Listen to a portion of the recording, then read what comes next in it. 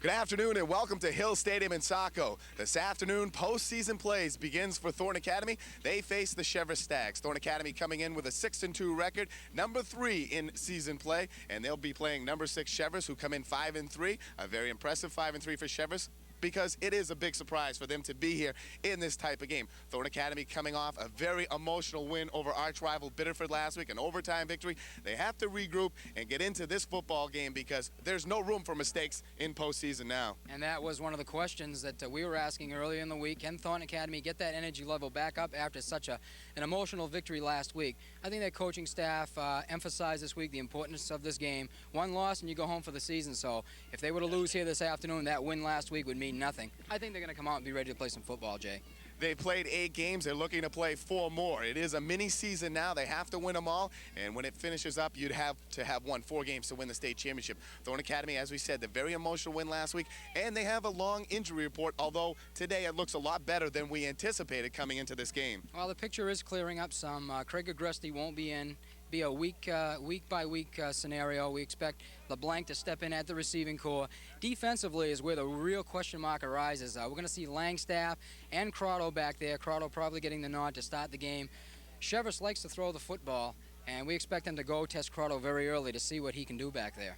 Doug Willett will be playing today, has a soft cast on his hand. He looks okay. He'll go pretty much both ways this afternoon. He will be spelled a little bit on the defensive and offensive side. And then B.G. Shabbat, the tri-captain, missed last week out with mono. He's dressed today. He should see some action. So it looks a lot better and a lot clearer right now. Thornton Academy will have to replace Agresti on both sides of the ball, and defensively, that'll be the big thing. As you just mentioned, Cheverus, a very good throwing football team. Desmond likes to throw the football. He's got some good receivers in Aceto and also in Gregor, and that'll be the big thing for Thornton Academy this afternoon, is to stop the passing game of Cheverus. Well, Aceto is one of his favorite targets coming out of that backfield, and also something the Trojans have to watch for, Jay, with Desmond. He likes to bootleg, and he also likes to run the football. We saw a couple of times last week with that pass rush. They allowed Chris Cody the outside of the field. He picked up some big yardage, so the defensive ends, especially important today, to contain, force him, flush him back out to the inside of the pocket where Baker and Presby should be waiting for him. Thornton Academy has had Cheverus number over the last couple of years, especially at Hill Stadium. Cheverus, as you mentioned, they'll use a lot of different sets. They go out of the shotgun. They run a lot of different plays. They're very effective. Coach Tom Thornton for Cheverus has had a good year. He's very happy. He has a very young team, and it's pretty much all or nothing for him, and really a no-lose situation because they're not expected to win. They've played some good games this year. They beat EL, they beat Lewiston, and they played South Portland, a team that manhandled Portland last week to a 1-point loss. A very close game, so they can play well, and we just really don't know what Cheverus team to expect this afternoon. Well, as you said, they are really in a no-lose situation. No one expected them to be here preseason. They were picked to finish the season at 2-6. Finishing off where they did, that's somewhat of a surprise.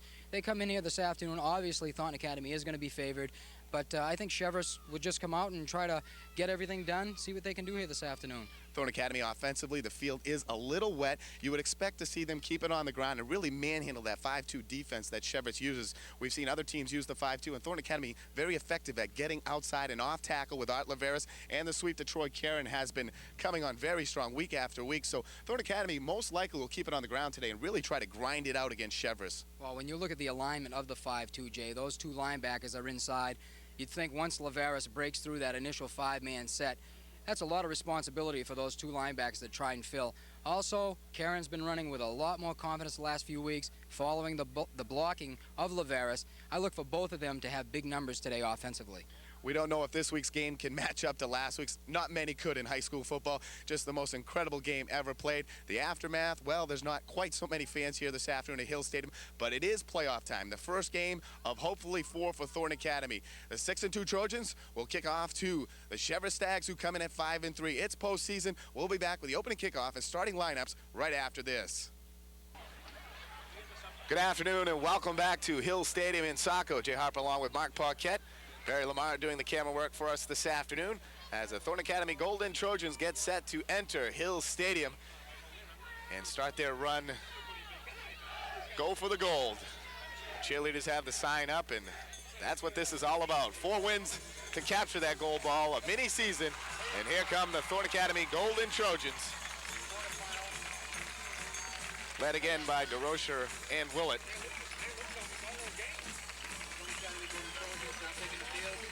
Thornton Academy finishing this season 6-2.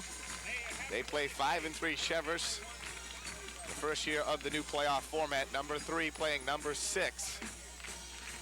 And a big difference between that 3 and 4 spot, or 3 and 5 in last week's game with Thornton and Biddeford. The win by Thornton enabling the Trojans to stay at home, not travel to South Portland, play what we think a much lesser team, Cheverus, than South Portland. Although when those two teams met about 3 weeks ago, it was a 1-point victory for South Portland. So Cheverus has played some good football, and they've also been blown out by a couple of teams pretty bad. Portland, most notably, one of them.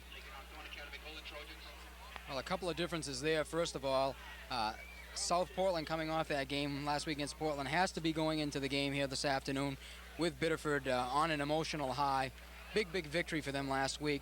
And also by Thornton Academy winning, that gave them the home field advantage, playing obviously a lesser team in Cheverus when you compare them to South Portland. But the fact that they're home, that's really a big plus for the Trojans here this afternoon. And the fact of South Portland's emergence, they've won 6 in a row now, and the big win over Portland last week will certainly help their confidence level going into the playoffs and playing a team that they are very familiar with, the Biddeford Tigers. Throughout the 1980s, you've seen a lot of big games between those two teams. They were the class of the crop throughout the 80s, and Biddeford has had their problems playing at Memorial Field in South Portland. Well, this year's Tigers 4-0 at home, but unfortunately just 1-3 on the road, having some difficulty going to the people's ballparks and winning some ball games. Cheverus now entering Hill Stadium, getting set now for tri-captains for Thornton Academy to head out and do our coin toss.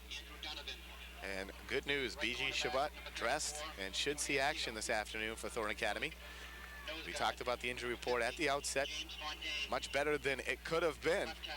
For a moment, it looked like we were going to be without 3, maybe 4 key players. And now only missing Craig Agresti. And he is week to week. Could see action next week if Thornton gets over or by Cheverus this afternoon. Cheverus 5-3. We mentioned the game against South Portland, very close. They won a close game against Edward Little, 16-14. They also beat Lewiston, another playoff team who has a 4-4 record, and playing Marshwood this afternoon down in Elliott. Massabesic Portland, the other one. And 4 good games. The biggest, and which should be the closest, is the Biddeford South Portland. We'll keep you abreast as we hear scores throughout today.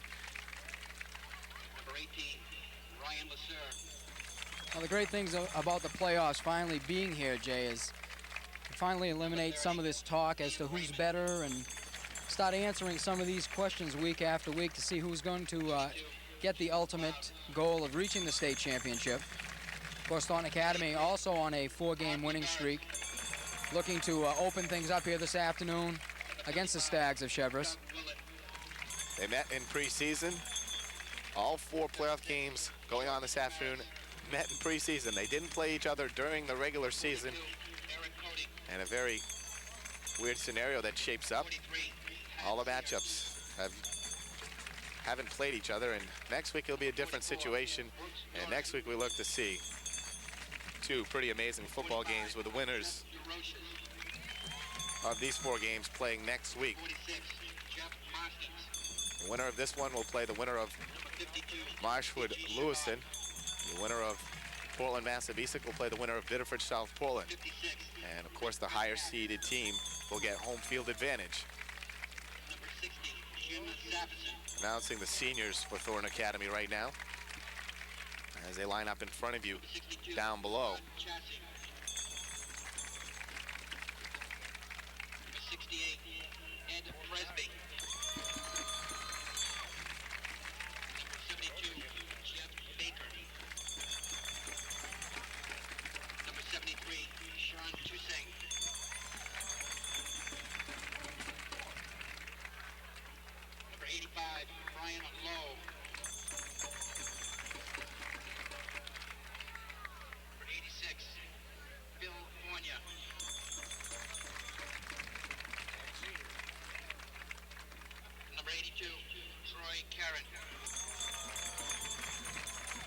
And last week's hero getting announced now, Troy Caron, And that's all the seniors. They'll get their spotlight. Could be their last game. We don't anticipate that, but no room for faltering now. Only the winners will stand.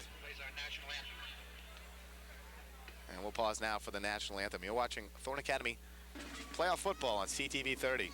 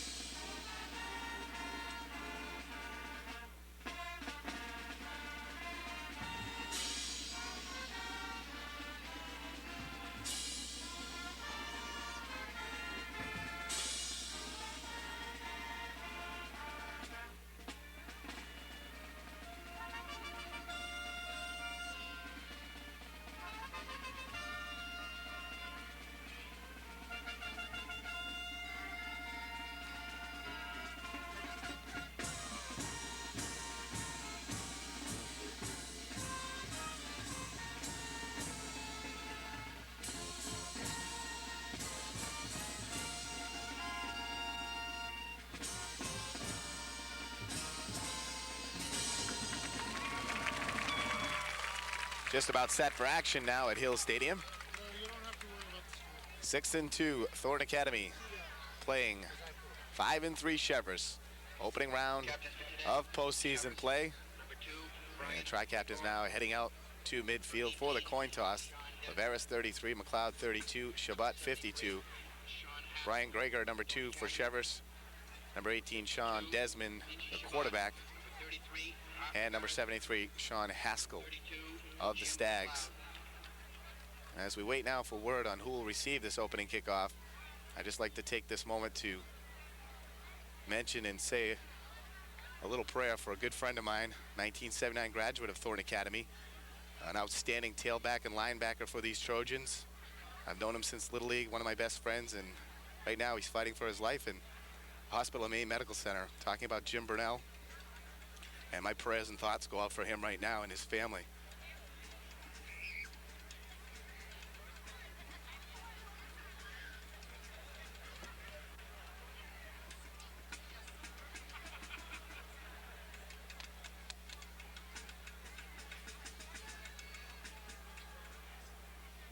Cheverus will receive the opening kickoff. Trojans and Art Leveris will be kicking off to start this opening round of the playoffs.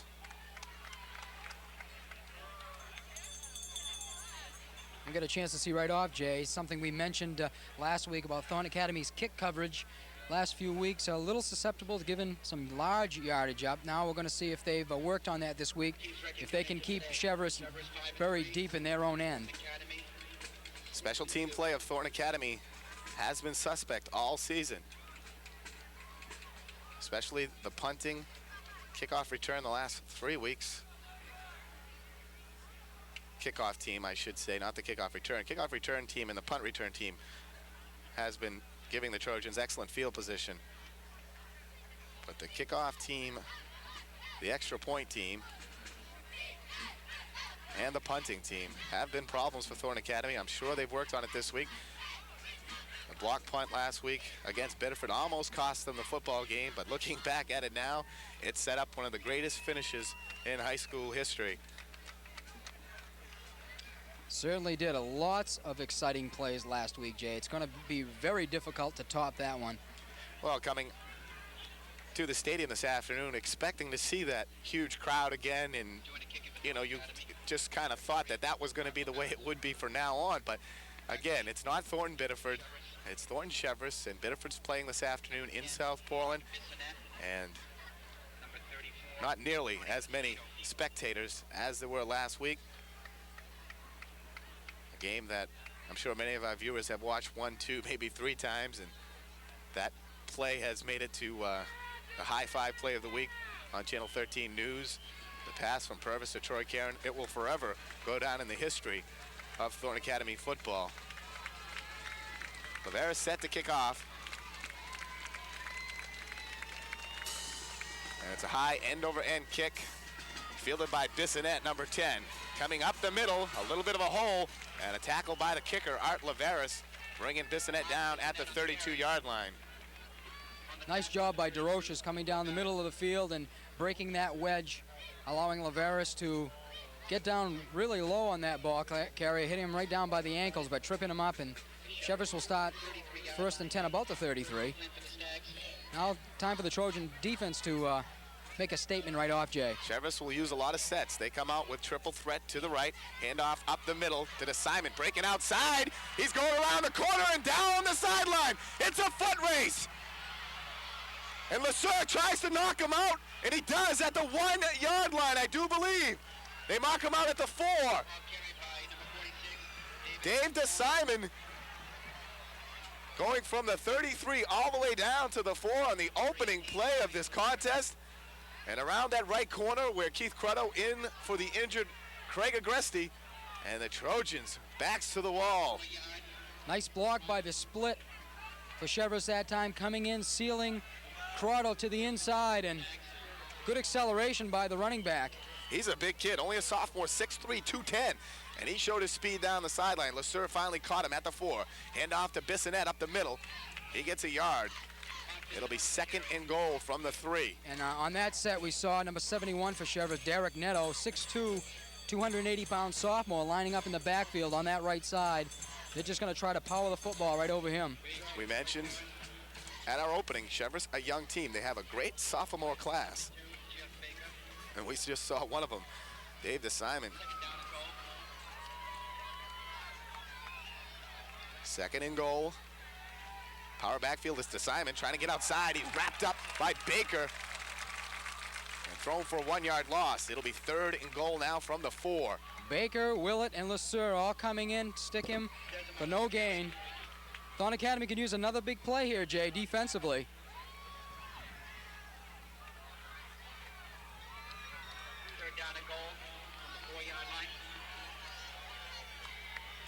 Third and goal.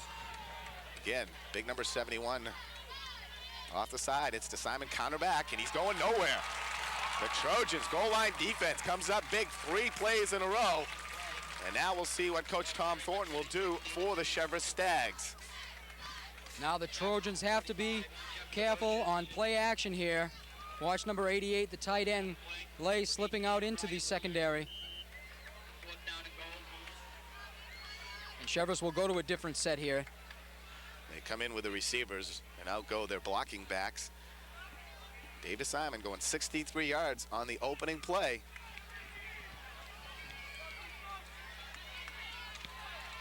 Wishbone backfield. Actually, bad snap, goes over the head. It's on the loose on the field, and Trojans will get it, regardless of who recovers. An absolutely great job by the Trojans today after giving up that 63-yard run, coming out very big defensively. A wake-up call, and Sean Desmond, the quarterback, was in shotgun formation. A high snap got through his hands, recovered by Brian Greger of Cheverus, but Thornton Academy takes over on downs. 1st and 10, ball at their own 13-yard line. LeBlanc split to the wide side of the field. Hand off to Troy Caron.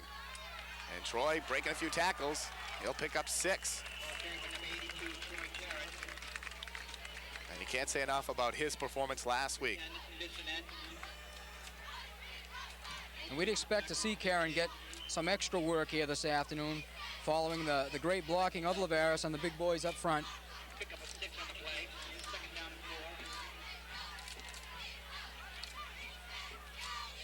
Second and 4, I formation again. Lasser comes to the near side. LeBlanc split wide. Leveris right side. Gets around the corner. If he can get outside, trying to use that block. Stutter step. He's going down the sideline. He gets knocked out of bounds by Brian Greger, but not until he enters Cheverus territory. Using the block of Lasser. A few things happened on that play, Jay. First of all, Leveris making it look as though he was going to cut up inside, breaking it to the outside, and then a real nice job by Ryan Lasser staying with his man in blocking. Leveris gave that little stutter step and then put on the burst. 33-yard run for Leveris, matching his number. Ball at the 49. Hand off Troy Karen, breaks outside, got a little seam, holds on to the football, and gets 8. We expected to see Thornton Academy grind it out on the ground. They have a much bigger line. Cheverus doesn't stack up that big across their defensive front, and that 5-2 defense is a very good defense for Thornton Academy's offense. They're strong off tackle, and that's where a 5-2 defense is weak, off tackle. You really would expect them to have a lot of success this afternoon in running the football. Second down and a long 3. Pitch out Troy Karen, trying to get outside. He cuts back in. He'll get back to the line of scrimmage. There was 2 men out there for Leveris to try to block, and Karen had trouble getting out around him and then had to cut back inside. Troy took a little extra time that time, cutting the ball up inside, Jay. I think the minute Leveris bumped his man outside, that was the time to make the cut. Third down and 3 now. Hockey backfield. McLeod in the lineup. He's on the right side of Leveris. Hand off Leveris up the middle. He'll be very close. I believe he'll be about a yard shy, Jay. And in this situation, I expect to see Coach Agresti going for it on 4th down. Very close. They won't measure. They'll say it's 4th and about a 1.5 feet. Purvis stays in the huddle, and he has a play very quickly for the Thornton offense. Watch them to go right over Sean Toussaint, their big right tackle, number 73. That's the way they go, and Leveris pounds through there for the first down. A good job by Toussaint, as you said, and going to that right side, they have to go up against a very big number 71 for Cheverus, Derek Neto. You mentioned him before, blocking in the backfield on Cheverus's goal line offense. He's 6'2", 280 pounds. First down and 10. And off Troy Karen, out of the I formation. Gets held up for a moment at the line of scrimmage, then pops through there for a gain of 5. Coach Agresti is not going to allow Cheverus to key on Art Leveris this afternoon. And that could mean some very big numbers for Leveris. The more you give the ball to other people, it seems the more yardage the young man will pick up throughout the contest. He may catch them napping before the afternoon's over, Jay. Second down and 5. Matt Sear comes to the near side, LeBlanc to the far. Hand off Leveris. And Derek Neto, along with number 59 for the Stags, Sean Milliken, in on the stop.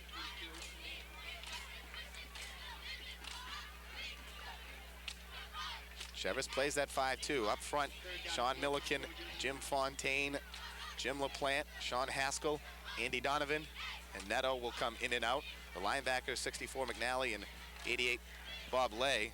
And then the 4 people in the secondary. Their defensive secondary is very, very good. Purvis fakes, goes on the option. He'll keep it and gets forward for a couple. Again, he'll come up just short. It'll be another 4th down and short situation for the Golden Trojan offense. Good second effort by Purvis on that play. He was hit at the 30-yard line, but lunged forward for a couple of extra yards. Once again, look for the Trojans to go over the big man, Toussaint. When you need big yardage, you look to go over the best, and he definitely fits the bill on that right side. Again, McLeod inserted by Coach Agresti. Hockey backfield, 4th and short. Counter play with McLeod. He gets through there and enough for a first down. That's a nice play. What a call. He had Cheverus thinking, right side, a nice fake, and Jim McLeod carrying the ball for the first down. McLeod came up with that big fumble last week, the last play of the game. Troy Karen in the backfield hitting Chris Cody and Gillero at the same time. The ball came loose and McLeod was all over it. And right now, Jay, I'll tell you, those Stags are ripe to be burned on a pass. They're really going for that running game, but it's working so well for the Trojans, we don't expect to see one. First down and 10, and there it is. Maybe we do. Over the middle for LeBlanc, and LeBlanc with coverage by Gregor, diving for an attempted catch. Ball falls incomplete. Just a bit high on that throw because LeBlanc was definitely breaking open over the middle. He would have got it down. LeBlanc had positioning on Brian Gregor. A decisive height advantage. Gregor only 5'9", 140. LeBlanc 6'3", and playing with a lot of confidence. 2nd and 10. Sear goes to the far side of the field. Matt LeBlanc now comes to the near. Got a flag down on the play. Either offsides or too much time. And it's going to be on Cheverus, I believe, Jay. Lined up in the neutral zone. So Thornton Academy catches a break. It'll be 2nd and 5.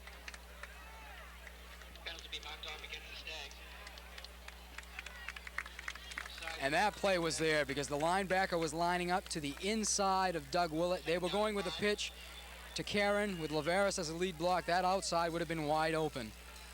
Let's see if they go back to it. 4 minutes, 54 seconds left. First quarter, no score. Trojans and the Stags. Troy Karen goes in motion.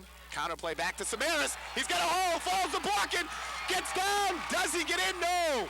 They put him at the inch-yard line. And the best run of the season for the little big man, George Cheverus. Great job by Cheverus. And once he got in the secondary, you saw him hiding behind number 73, Toussaint. Can that kid move his feet, Jay? He is quick. And that time the hole was there and used the blocking for a moment, but he couldn't wait. He just saw the end zone and wanted to get in there. He comes up just short. First down and goal, Trojans. Handoff Leveris, he's in, touchdown. That right side just blowing Cheverus off the ball 2 yards. Leveris just laid down a yard into the end zone. An easy 6 for Leveris and Thornton Academy. 4:33 left, first quarter. Pete's True Value Hardware scoreboard. Trojans 6, going for the extra point. And Cheverus Stags nothing. And an excellent drive by Thornton Academy. They go 87 yards, featuring the running of Leveris and Troy Karen. And a nice couple of runs in there by McLeod and Cheverus. Good snap. Kick is up and good. That was a real nice job all the way around. A beautiful snap. Nice job getting the ball down. And, of course, Leveris doing his job and putting it right through the uprights. Thornton Academy 7, Cheverus nothing. Thornton Academy avoiding a very big scare on the opening play of this one. And let's not overlook the fact that Ryan Lasur gave it his all, chasing the Simon down from all the way the other side of the field and got him out of bounds at the 4. Had he not done that, we might be seeing 6 in a very different ball game, because that allowed the defense to regroup.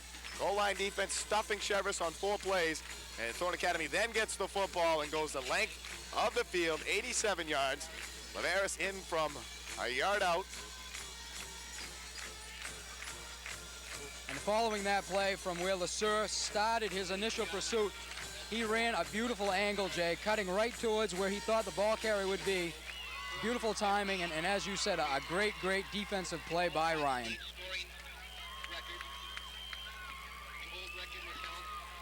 So Lasur, great effort, and that keeps the Trojan defense still on the field, able to come up with the 4 big downs. And then Thornton Academy with a nice array of running plays, go 87 yards. And Leveris set to kick off. Again, fielded at the 7, this time by Aceto. Aceto looking for room, pops free, there he goes. And again, Lasur able to do enough for Cheverus to get back in. That kicking team is just having their problems time and time again. Last time, had Leveris not popped his leg, he may have been off for a long run. Bissonette, and this time Aceto gets it all the way out to the 45-yard line. Well, that was very surprising, because once again, DeRoches ran down the field, Jay, and took out the wedge. 3 men. He dove in there, sacrificed his body, but no support. Bissonette, Greger, and Aceto all come to the near side of the field. The lone back is the Simon. They go to the same play that they gained 63, but this time, nothing doing. And guess who he ran into? I'd guess Jeff DeRocher. You're right. Once again, DeRoche's flying up from his linebacker spot. A gain of about a foot. This will be 2nd down and a long 9 for Cheverus.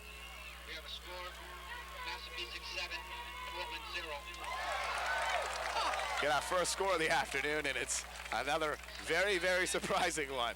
Massabesic on top of Portland, 7-0. How long will that lead hold? Desmond will keep it, trying to get outside. He gets by Willett, and then the rest of the Trojans come in to knock him down for a gain of 1. Crutto, DeRocher, and Presby in on the stop for Thornton Academy. And that was really great pursuit by the rest of the Trojans, because initially after the fake, the right side of the Trojan line was all in, giving Desmond the outside of that field. Desmond, 5'9", 160-pound senior, a good passer. Cheverus has a good passing game, yet to go to it. Here come the triples this way once again. Watch for Zafferson. Stepping back, quick drop, fires it out for Aceto, cutting in, makes the catch, breaks through, and gets a first down.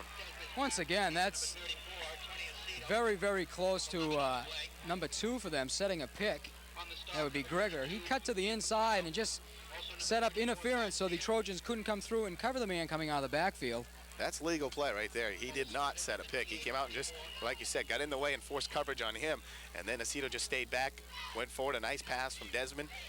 And Cheverus picks up, it appeared to be enough for a first down, and the chains were moving, and now they think about regrouping them. They do give him the first down, it appears. Chains move. What the Trojans are going to have to do is tighten up that coverage a little bit with the men coming out of the backfield, because Cheverus likes to throw a possession, quick drop, quick throw. If they can force him into holding the football, give that front four of the Trojans a little bit of time to get a hand in his face. Cheverus will use many, many different sets. They've been very successful over the years with their shotgun formation. Now, Bissonette, Gregor, and Aceto go to the far side of the field. Simon, the fullback, he gets the football and gets outside. Matt Sear able to do enough to get him down. It looked like the Simon kind of fell on his own, but Matt Sear out there making the tackle. Real nice job by Matt Sear in getting to the outside. It appeared that there was going to be a lot more running room when he initially got the ball, Jay, but nice job of by Sear of closing it down. 2nd and 9. Stags bring the triples this way, and again it's the same 3. Bissonette number 10, Gregor 2, Aceto 34. A draw up the middle. The Roches again. He wasn't buying the fake. They tried to go to a quick fake to the fullback, but he stayed at home, and the minute the quarterback took that first step up the middle, he was there to meet him. Cheverus will use that too. The quarterback draw, they've used that a lot over the years. And we'll see the shotgun a lot today too, I am sure. 3rd and 9. Andy Donovan now the fullback. The triples come to the near side of the field. Desmond rolling out. Got a man out there. It's Aceto, makes the catch. Goes out of bounds though at the 28. Lasser knocking him out, but enough for another Cheverus first down. Right now, the Trojans secondary allowing way, way too much of a cushion back there, Jay. They've got to come up and play tight on those receivers. Oh, Mark, it's awful tough to play tight on 3 receivers when they're over there. It's a difficult thing because they're all so close together to get coverage and not knock each other down. You kind of got to let them get a little room and make their pattern up and decide what they're going to do. It's not an easy thing to have coverage on. And Cheverus, an excellent passing team. We said Thornton will have problems with that today. Of course, Agresti out. The Simon goes wide again. Cruddo comes up, misses him, but Ryan Summer there to drag him out of bounds.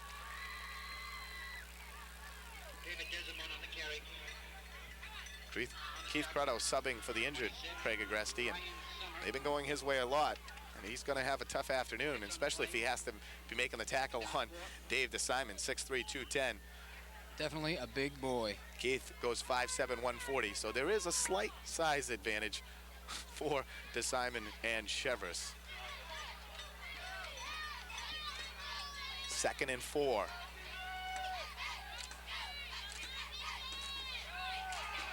Looks like a straight out run for Desmond. McLeod's out there, and Summer also in on the stop with Lasser and McLeod. And Desmond doesn't get much, dragged down at the initial line of scrimmage. 5 Trojans in on that tackle that time. Great pursuit. Nice job of getting to Desmond. Overcast afternoon in Saco, but not much wind right now.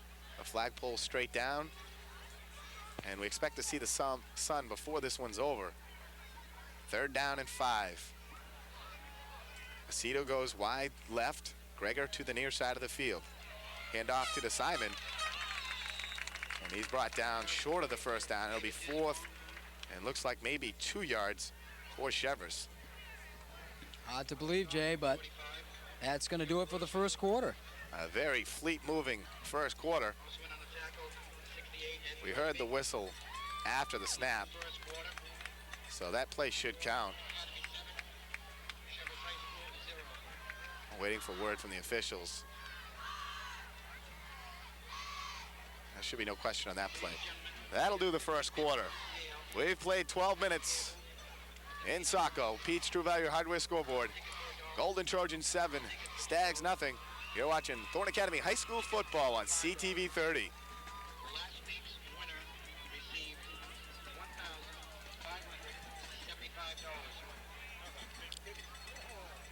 Just imagine.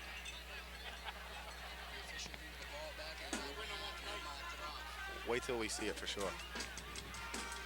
Welcome back to Hill Stadium in Saco. Jay Harper along with Mark Paquette getting set for second quarter action. Thornton Academy leading 7-0. They avoided a very big scare on the opening play of the game. Dave DeSimon going 63 yards, but got knocked out at the 4 by Ryan Lasser. And then the Trojans marched 87 yards. And Leveris getting the touchdown after the great run by George Samaras got him down to the goal line.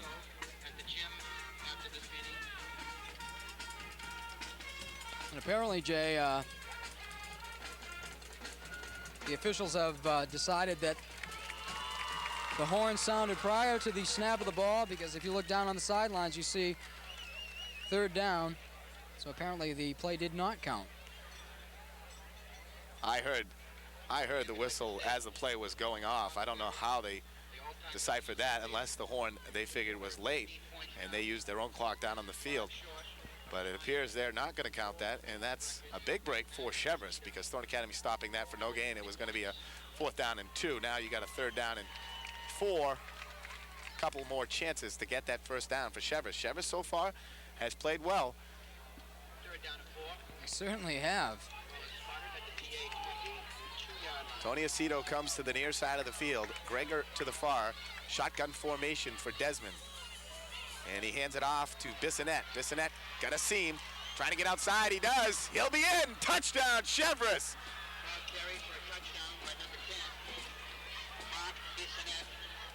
Bissonette. And Once he goes again, 23 yards for the touchdown. Once again, Jay, Corrado was pushed to the inside, and very important for Keith to remember, as a cornerback, has to keep that outside pursuit, make the running back cut back to the inside. Corrado has been victimized, more so on the ground so far than in the air. But Cheverus now going for 2 and a lead. They go back to the same play, but Gregor rolls this way. The ball's loose. It's Willett all over Gregor. What a great play. Desmond took the shotgun snap, handed it to Gregor going to the left. Gregor took 1 step to the left, stopped and rolled back to the right, looking to pass the football, but there wasn't much time. Doug Willett all over him, throws him down, the ball comes free, and Thornton Academy clings to a 1-point lead. And that very familiar score from last week. Thornton Academy 7, Cheverus Stags 6.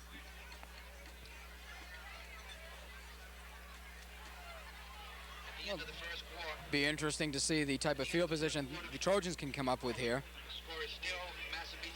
We felt Cheverus could move the football today, and if they played like they have against some of the teams in some of their contests this year, they could give Thornton Academy a run for their money. So far, they've done that, and Thornton Academy very lucky to be leading at this point. Goal line defense, and Ryan Lasser keeping Cheverus out of the end zone the first chance that they had. This time, though, not to be denied. Bissonette from 23 yards out. Number 11, Keith Cruddle. Number 26, Ryan Sutton.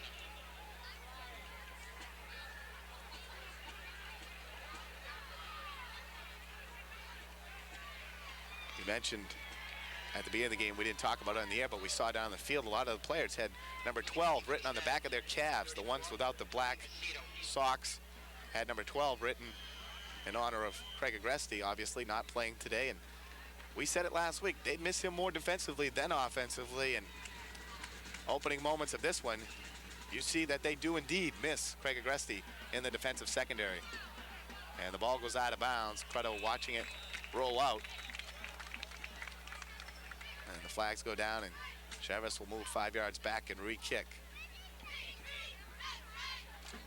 Apparently kicking the ball away from Lasser, not wanting to give him a chance to do his thing as we saw him do last week against Biddeford.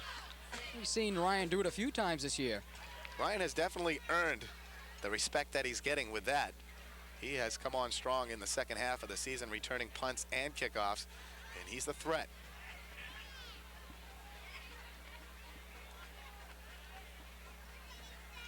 Cruddo and Summer on the sides. Lasser in the middle. Cito will have to do it all over again, this time from their own 35-yard line. Let's not forget, Jay, with Cruddo, it doesn't take much of a seam. He can get through it very quickly. Line drive kick deep. Sends Lasser back to his 11. Coming up the left side. Gets a block. Looking for another one. Knox almost drawing a flag. He came very close to putting his hands on the back of a Cheverus player. Decent field position. Lasser gets it out to the 36-yard line. At their own 36-yard line.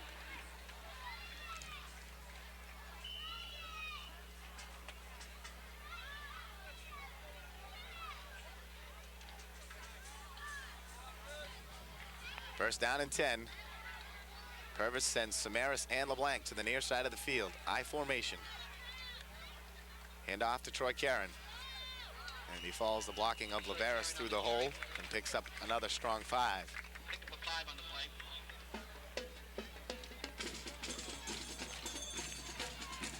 On the start, number 59, Sean Milligan. And the Stags that time lined up Derek Netto at linebacker, and that's got to be one of the bigger linebackers you'll see at that position, 6'2", 280. Big linebackers you'll see in the NFL. Only a sophomore. That kid will have to be reckoned with in the future. Leveris, nothing. Donovan, number 22, right there to stick.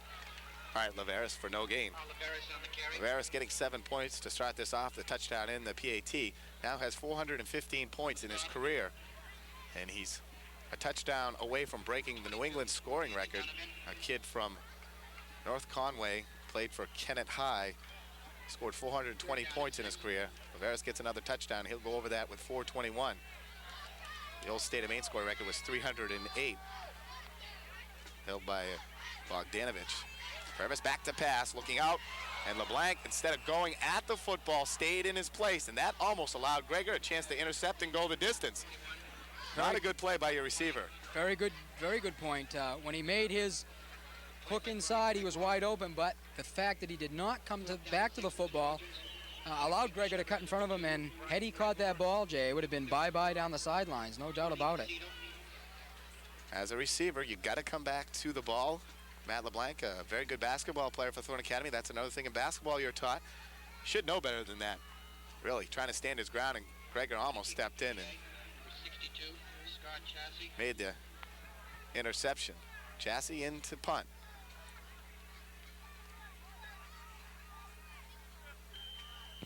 And a delay a game, I believe, against Thornton Academy now. I don't know why they're waiting so long to snap that ball. Trying to draw Cheverus offside, maybe.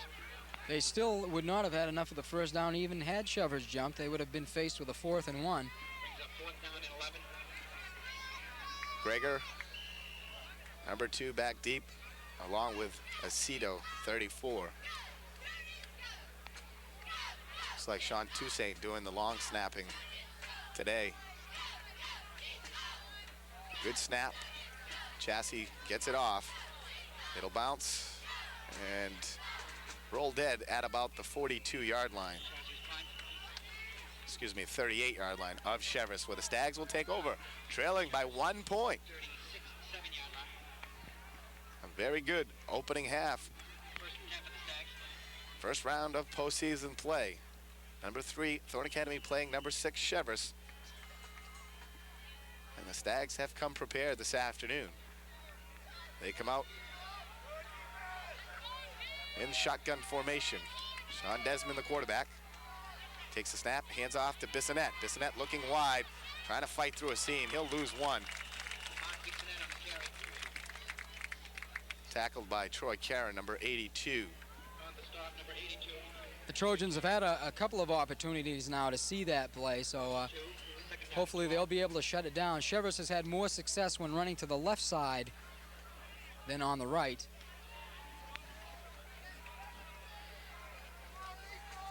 Second down now in a long 11. Call it 12. Bissonette, Greger, and Aceto come to the near side. Desmond, the handoff to DeSimon. DeSimon trying to get outside, and he's dragged down. Looks like DeRocher once again. On the stop, number 45, Jeff DeRoches. Gain of about a half a yard. It'll set up 3rd and 11. It's really amazing how quickly Jeff DeRoches can come up and stop a play. DeRocher has had a sensational senior year. He saw a lot of action last year when Coach Agresti decided to keep Art Leveris off the defensive side of the field. It was DeRocher he went to fill the middle. Handoff by Donovan, and Donovan fighting for the first down, and fortunately Thornton Academy able to hold on.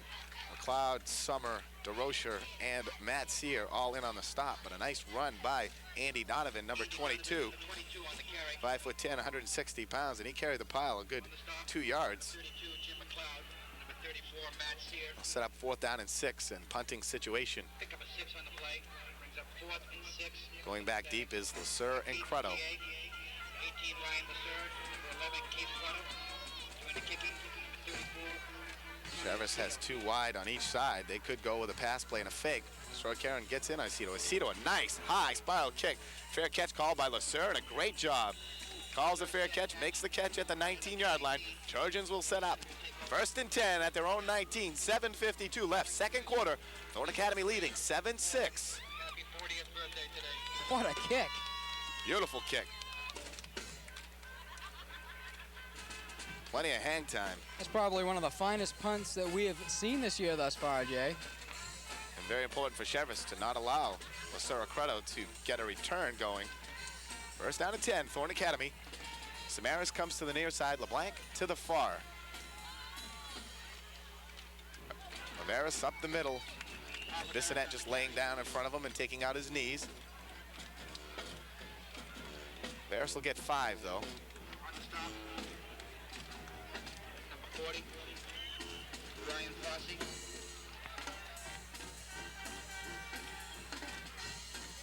Academy now looking at a 2nd down and 5.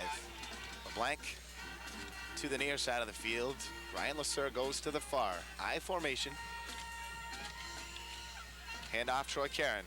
Tries to get outside. If he gets a block, he may be down the corner. Bissonette giving chase, and they knock him out of bounds at about the 37, 38-yard line. About a 15-yard pickup, though, for Troy Karen. Good job of bouncing outside. And a great block by Ryan Lasser and hitting that man to the inside. Troy did a nice job that time setting up the block. Very big first down for the Trojans. A little bit of breathing room now, Jay. Gets it out to the 37. Leveris at tailback now. Jim McLeod's the fullback. Something that was very successful for Thornton Academy last week, the few times they went to it. Here comes McLeod looking for a block. Leveris trying to get outside, he does. And then a nice tackle out there. I believe it would be Greger, number 2. He is an outstanding defensive back, Brian Greger. They say that kid is small, but watch him hit. And a great tackle that time by Leveris.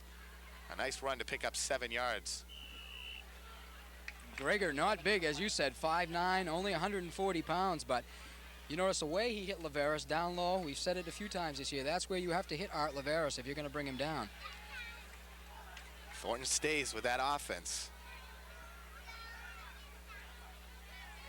Hand off to McLeod, breaks through the middle, gets up in the air trying to get by Greger, but no way. Greger gets him at the ankles and sends him spinning, but not until Jim McLeod picks up 7 and another first down for Thornton Academy. I love this. I just been waiting to see this all season. Unfortunately, the injury to McLeod has prevented Thornton Academy fans from seeing Jim McLeod run, Jim McLeod block, and Art Leveris run out of the tailback slot. And now, with a mini season in front of us, this could be something we might get very used to. And off Leveris, out of the eye. He'll pick up 3, maybe 4. And that's the thing, you key Leveris now, and then you just pop a quick one to Jim McLeod, and he can do some damage up the middle himself. Well, Thornton Academy already has quite a few weapons to go to, and now this added dimension that they have in there with that power backfield, McLeod back there, it makes them that much more dangerous offensively. Second and a short 7. Ryan Lasser comes to the near side, Matt LeBlanc to the far. Same backfield of McLeod, and he gets the handoff, does Jim McLeod, and he's fighting up the middle and moves forward for a gain of about 3. And it'll be 3rd down and a long 3 for Thornton Academy. Number 50, James Fontaine. Number 72. We're down to 5:10 now left, first half. Thornton Academy leading by 1. 3rd down and 3. 3rd and 3, it's the hockey backfield now. Troy Karen and McLeod on each side of Leveris. Leveris gets the football, and he'll get a couple, but he'll come up short of the first down. And again, Thornton Academy's 3rd, 4th down and short situation this afternoon.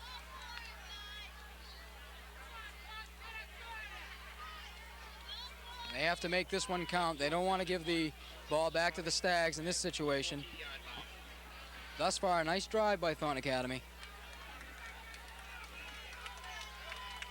4th and short. Again, power backfield. And Thornton Academy now uses a timeout. 4:28 left, 2nd quarter. Pete's True Value Hardware scoreboard. Thornton Academy 7, Cheverus 6. You're watching Thornton Academy playoff action on CTV 30. We'll take a pause. We'll be right back after these messages. To discuss their final end-of-the-year banquet for the football players. Anyone interested in helping? Get some of your stats. You got Purvis updated? Huh? You got Purvis's passing updated? Contact No, I didn't. He was 6 for 16 last week. Yeah, let me add that in. You can add that, and then so far this afternoon he's 0 for 2. Oh, attempts? That's it on the year? 46, 89. Wow. Welcome back to Hill Stadium. Jay Harper along with Mark Paquette. Barry Lamar doing our camera work. And Thornton Academy leading by 1. And they're looking at a very, very important 4th down and 1. Coach Agresti using a timeout, out talking to the troops right now. We talked about Art Leveris' scoring on the year coming into this afternoon, had 1,140 yards. And he's had a good 50 already, at least this afternoon. In the passing department, very interesting to note, Kirk Purvis may go over 1,000 yards passing this afternoon. Coming into the game, had 910 yards, 46 of 89 on the season. A little better than 50%. Here it is, 4th down and short. Handoff, no, Purvis fakes, he's got room outside. Down the sideline, being chased by a bunch of Cheverus Stags and knocked out at the 24 by Brian Greger. Picking up 17 on the carry. Great read that time, Jay, by Purvis. Cheverus was going for Leveris all the way. pick up a 15 on the play. Pick up a 15 on the play, and most importantly here, Jay, Thornton Academy is going to be receiving the ball in the second half. If they can punch one through here before the end of the half, that'll really be a big score. 1st and 10. I formation, Troy Karen the tailback, he gets the pitch. McLeod pushes out Neto, and Troy cuts back inside. What a block by McLeod, by Leveris. Actually punching out Sean Haskell to the outside. Haskell, one of the captains for Cheverus. 7-0 South Portland over Cheverus, draws a little bit of a cheer from this Thornton Academy crowd. And Haskell, 6'1", 185. Leveris just punched him out, but there was other pursuit by Cheverus, holding Troy Karen to only a 1-yard gain. 2nd and 9. Purvis fakes, goes on the option again. He'll keep it, cut back inside, and he'll be stopped at the 17-yard line. Kirk Purvis on the carry. Kirk has that tendency too when he Rapid leg. gets ready to feel pressure or the tackle. He slows right down and waits for the person to hit him rather than going ahead and hitting the other person. Third down. Matt Cook did that a little bit last year too. And that's very dangerous. You want to put the punishment on them rather than wait and take it. Third down and 4 now, Thornton Academy. Officials now call a timeout. Thornton Academy re-huddles. We're down to 3:05 as the officials send the clock in motion. LeBlanc to the near side, Samaras to the far. Third down and 4. Purvis fakes, goes back to pass, looking for LeBlanc deep, lofts it out for him. LeBlanc, what a catch! What a catch! Gets both feet in bounds, only needed one. Purvis to LeBlanc and another touchdown for the Trojans. What a throw, too. Throwing that lofty pass. When he first let it go, Jay, I thought he was throwing the ball out of the end zone. But when we were down there on the sidelines before the game, watching LeBlanc catch the football, that kid has got some good hands. Usually when the ball hits his hands, it's like glue. It's there. And an excellent reception that time by LeBlanc. 19-yard pass from Purvis to LeBlanc. LeBlanc doing it mostly on his own. I mean, a nice pass. Leveris up and good. A nice pass from Purvis, putting it there, but LeBlanc had to make a big adjustment on that football. He was coming inside, had to slow up and kind of break back outside and used it right over the shoulder, made the catch, and then had the presence to get both feet in. You only need one in high school football, but hey, maybe Matt's warming up for some college and professional football down the road. 6'4", Matt LeBlanc, and another big catch, and the Trojans score with 2:50 left. Leveris good with a PAT, and Pete's True Value Hardware scoreboard. Thornton Academy Golden Trojans 14, Cheverus Stags 6. And another very impressive drive. Thornton Academy started on their own 19, going 81 yards, and the pass play of 19 yards on the touchdown. Now we should see a little bit more excitement here with 2:50 remaining. One would think that Cheverus will be going up top, trying to get that score back prior to going into halftime. Purvis had 2 touchdown throws last week, gave him 9 on the season. That one there would make it 10. And some more yardage.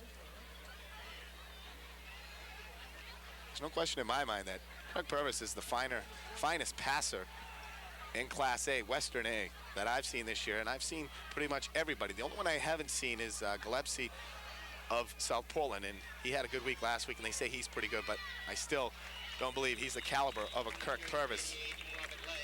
Well, when people talk about that Thornton Academy offense, a word often used is balanced attack. And Purvis has really helped bring that balanced attack to the Trojans this year, throwing just enough with the success needed to get that running game going. And he very well could be the difference this year for Thornton Academy if they're going to move on into the playoffs. Well, they talked about balance the last few years, and Thornton has had a decent balance, but the last couple weeks, it's really come on. Hand off to Bissonette, the same play they scored the touchdown. But there's Ed Presby, along with Jim Zafferson. And David Langstaff now in at that right corner. David 5'8", 140-pound junior. Not much difference between Crutto and Langstaff as far as size. And we were told that both would see action at that right corner position for Thornton Academy. Crutto played most of the first half, and now it's Langstaff on this last drive getting his chance. 2nd and 10. And he's lined up on Gregor.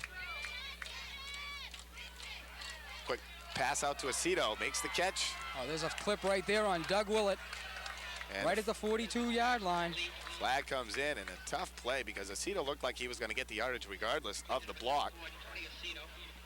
A nice look by Desmond. He fired, looked to the left and fired back to the right to Aceto.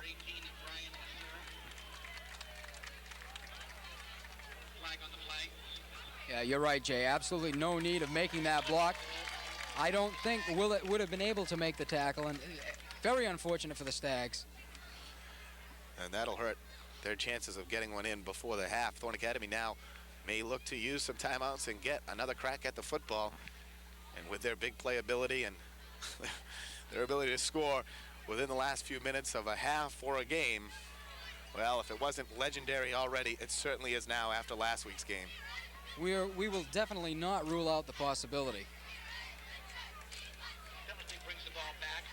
And that's all come about when Dick Agresti took over for Thornton Academy. Thornton was not one of these great come-from-behind teams or a never-say-die team, really, either.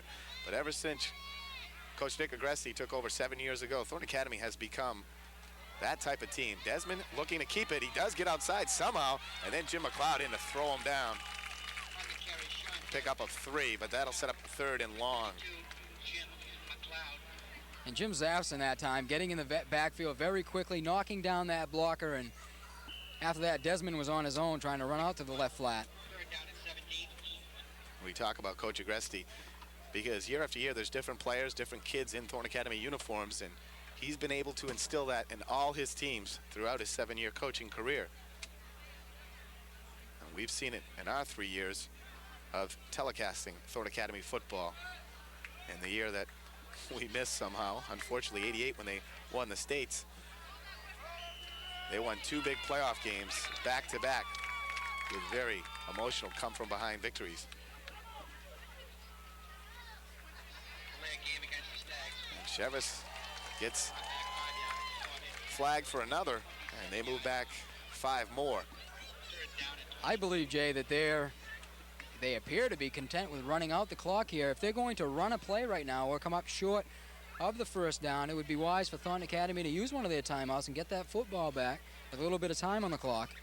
If the clock does start, Thornton should get a timeout and save as much time as they can. They have a couple left. After a penalty, won't start until the snap of the ball. 57 seconds left in the first half. 3rd down and about 20. Desmond rolls right. Marston out there, but there's Aceto, and he makes the catch. And he'll get just enough for a first down, it appears.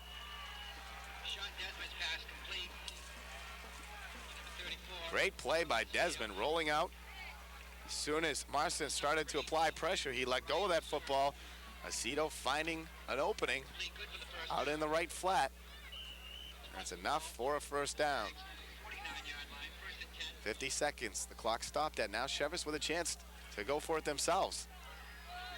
Desmond looks out here, fires for Aceto, cutting in, makes a nice catch, pays the price on the nice hit from Jeff DeRocher, but he'll pick up another 10, and the chains will move once again.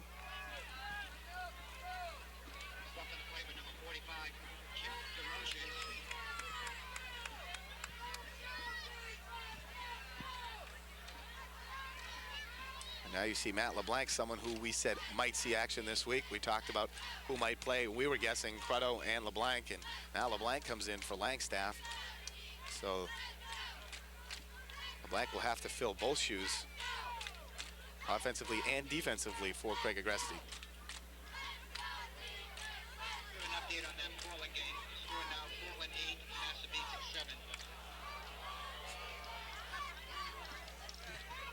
The update on that Portland score certainly did draw a few moments from the Thornton Academy crowd here. Portland are now going on top 8-7. My girlfriend will be real pleased to hear that from the Thornton crowd. Portland graduate and her brother Joe Johnson goes both ways for those Bulldogs. Offensive center and nose tackle. Massabesic putting a scare in early. But now it's 8-7. We thought Portland was back on track last week, though, after going down 14-0 to South Portland, coming back to take a 15-14 lead. We said, okay, Portland, no problems now. They're back on track, got the lead, and it wasn't to be. South Portland back all over the Bulldogs, winning 37-23. First down and 10, ball at the 40, down to 45 seconds left in the first half. Desmond, straight drop, looks out, fires out to the flat. Nice catch by Gregor. He avoids a man trying to get out of bounds, and he does. You tell me how this is happening, and we'll both understand it. Gregor just running a little curl, steps in, makes the catch, and then jukes a couple of men and 2 more and gets out of bounds, stops the clock with 38 and another first down. Very difficult to understand how he was able to get out of bounds on that play, Jay. 3 Trojans surrounding him. Says a lot for his quickness, I suppose.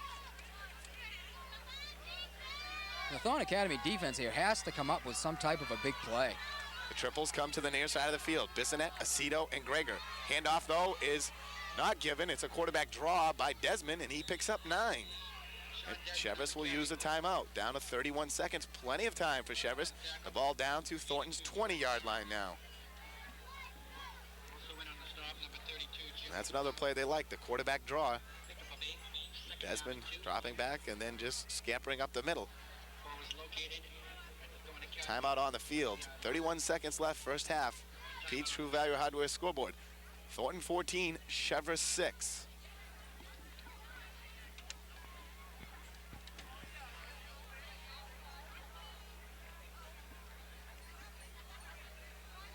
We talked earlier in the week, and we talked before the contest that Cheverus could pass. They have a good passer in Desmond. They have some very good receivers in Aceto and Gregor. And Thornton Academy, of course, without Agresti, a little bit weak in the defensive secondary. But the thing that Thornton was able to do throughout the season up until last week was get a pass rush on. Today, again, no pass rush so far on Sean Desmond. A lot of his throws, however, have been that 2 to 3 step drop and getting rid of the football very quickly. And that's why Thornton Academy has to come up and tighten up their coverage a little bit if possible to give those linemen the opportunity to get to Desmond. Easier said than done, I suppose. But if they're going to allow Cheverus to continue to do this afternoon, they're going to be in for a long afternoon in the secondary. 2nd and 2. 31 seconds left, first half. Aceto comes to the near side. Split backfield, they fake to Bissonette. Desmond rolling out, thinks about passing it, fires it down for the end zone, and Aceto broken up on the play. LeBlanc and Summer having coverage, and that was very close to reception at the goal line. Aceto dangerously close coming up with that football, Jay. Nice break up by LeBlanc. 3rd down and 2 for Cheverus. 26 seconds now remaining. Thornton has to be leery of a draw play now. Quick handoff, or Desmond running out of the shotgun formation. Snap, got time, fires out to the side, and up there almost making the interception is Sear, and then he piles on, and wow, he got away with one there. He sure did get away with one because that was a late hit down on the field. Clock stops with 18 seconds. They'll move the chains, another first down, and Sear had a chance to pick one off and maybe go a long way with the football. And then after the reception, LeBlanc bringing him down, and Sear coming in and throwing a shoulder pad right on him, right in front of the official, and they let it slide. Now Cheverus has used another timeout. I believe that was their last of the first half. So a sack here could be huge for Thornton Academy. Ball down to the 12-yard line. 18 seconds left on the clock. Tom Thornton, the coach of Cheverus, out talking to his offense. And Desmond has been superb so far, and now you're starting to see what Gregor can do offensively. You've seen his defensive prowesses, and now making some fine receptions on offense. That ball was tipped, and he still had concentration, gathered it in, and luckily Thornton had LeBlanc there to make the stop. A lot of people thought this would be a cakewalk today, and I couldn't see Cheverus beating Thornton Academy, but I felt that Cheverus could give Thornton a run for their money if they came out and did some of the things they've done throughout the season. And again, Cheverus was surprised to find themselves at 5-3 at the end of the year. A lot of people picked them to be about 2-6, and on the outside looking in, they're not. They're here, and they're playing a great football game so far. First down and 10, 18 seconds left, first half. Desmond fakes, got some time. Now he comes inside, and he'll be dropped by the front line of Thornton Academy. Now Thornton Academy should take their time getting back and lining up, delay as much as they can. Troy Karen and Zafferson in on the stop for Thornton Academy. 2-1, and that's going to do it. Cheverus won't get that play off. And there was the big sack we were talking about, Jay. They did not have the opportunity to run another play. A big, big boost for the Trojans going into the locker room at halftime. Well, I'll tell you another thing, Mark. It wasn't so much a sack for Thornton Academy. Desmond just made a bad choice. He rolled out to the right and started coming up to the line of scrimmage as if to throw or think about running. He ran right into Thornton's defensive line. Very good point, Jay. He knew there were no timeouts left. If anything, he had to throw the football away. Exactly, and rolling further outside rather than rolling back up into the middle and into traffic. So a bad choice by Desmond, who had a spectacular drive going for the Stags. And Thornton Academy comes up with a big sack that they need and allow themselves to remain on top by 8. Pete's True Value Hardware scoreboard at the half. Thornton Academy 14, Cheverus 6. We'll be right back with some halftime right after this. Welcome back at the half. Jay Harper along with Mark Paquette. Our score, Thornton Academy 14, Cheverus 6. A lot closer than a lot of people wanted to think at this point of the contest. But Cheverus has played an excellent football game to this point, and really, Thornton Academy is lucky to be up by 8 points. Cheverus could have had another couple of touchdowns right before the half, another excellent drive, and of course the opening play of the game, the Simon going 63 yards, knocked out of bounds, and then Thornton Academy's goal line defense coming up big, 4 plays in a row. It's been a very good first half of football. It's been an excellent first half of football, and the Thornton Academy defense has really come up big when they've needed to. As you said, first play of the game, 63 yards, the goal line stand. At the end, very scary there. Looked like Cheverus was going to push one in the end zone before the half. Thornton Academy coming up big defensively and stopping them on that first down. Thornton Academy so far offensively has been about as balanced as they have been all year. Purvis has not had to pass that much. He's had 1 for 3, and the touchdown, of course, to LeBlanc. But running the football today, the carries are really spread out. You got McLeod with 3 or 4 carries, Purvis with 4 carries, and then Troy Caron has 7 or 8 carries for some 40 yards. Leveris roughly 10 for 60 yards. It's been a very good ground attack for Thornton Academy. It really has, and Cheverus getting into the act there with a carry of about 15 to 20 yards, nearly getting into the end zone, spotted just short, right on the goal line. Thornton Academy, look for them in the second half. I think they're going to do more of the same, grind it out, go behind the big men on the line, and just try to control the line of scrimmage. I think the job is up to the defense in the second half to keep the ball in the offensive hands, because when the offense has had the ball, they've been able to move the football down the field and get into the end zone. The defense has given up a lot of yards, and as we said, Cheverus, an excellent passing team, and Desmond has been very effective. Thornton Academy has to work a little bit on the chalkboard at the half and come up with some bigger plays. Yeah, as I said, I think they're going to have to tighten things up a little bit, and we're going to find out how much that defensive stand is going to help them. If they can come out, receive the ball here in the second half, march down the field, put another one in the end zone, that's really going to put the pressure on the Cheverus offense to score and should help Thornton Academy's defense loosen up a little bit. Around the rest of the league, the first week of the playoffs, very close, all the games. The game we expected to be close, South Portland Biddeford. South Portland leads right now in the second quarter 7-0 over the Tigers. The rest of the games we didn't think would be that close. This one's very close at 14-6, and the other one, Portland now with the lead, scoring right before the half and going on top 8-7 over Massabesic. No word from Elliott and Marshwood and Lewiston, but around the league, very good games the first round of the playoffs, and it should be a nice run throughout the playoffs. Well, it's what you like to see. Lopsided victories in the playoffs aren't really much fun to watch. Not good for the schools losing. You like to see close contests, and usually when teams make the playoffs, they pick it up a couple of notches, and that makes for a more interesting ball game. The decision to go to 8 teams in the playoffs has been very profitable for everyone around the league, especially for us, the fans and the broadcasters. Well, we're going to take a pause. When we come back, second half action. Thornton Academy leading 14-6 over Cheverus. We'll be back right after this.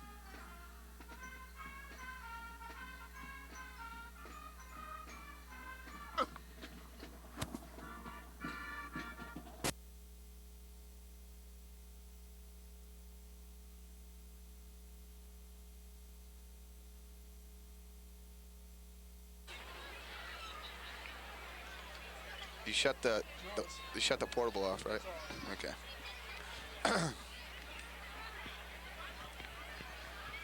Give attention, please. There is a white Subaru, plate number 368102, blocking the driveway. Please. It's all right, let it roll. Thank you. White Subaru.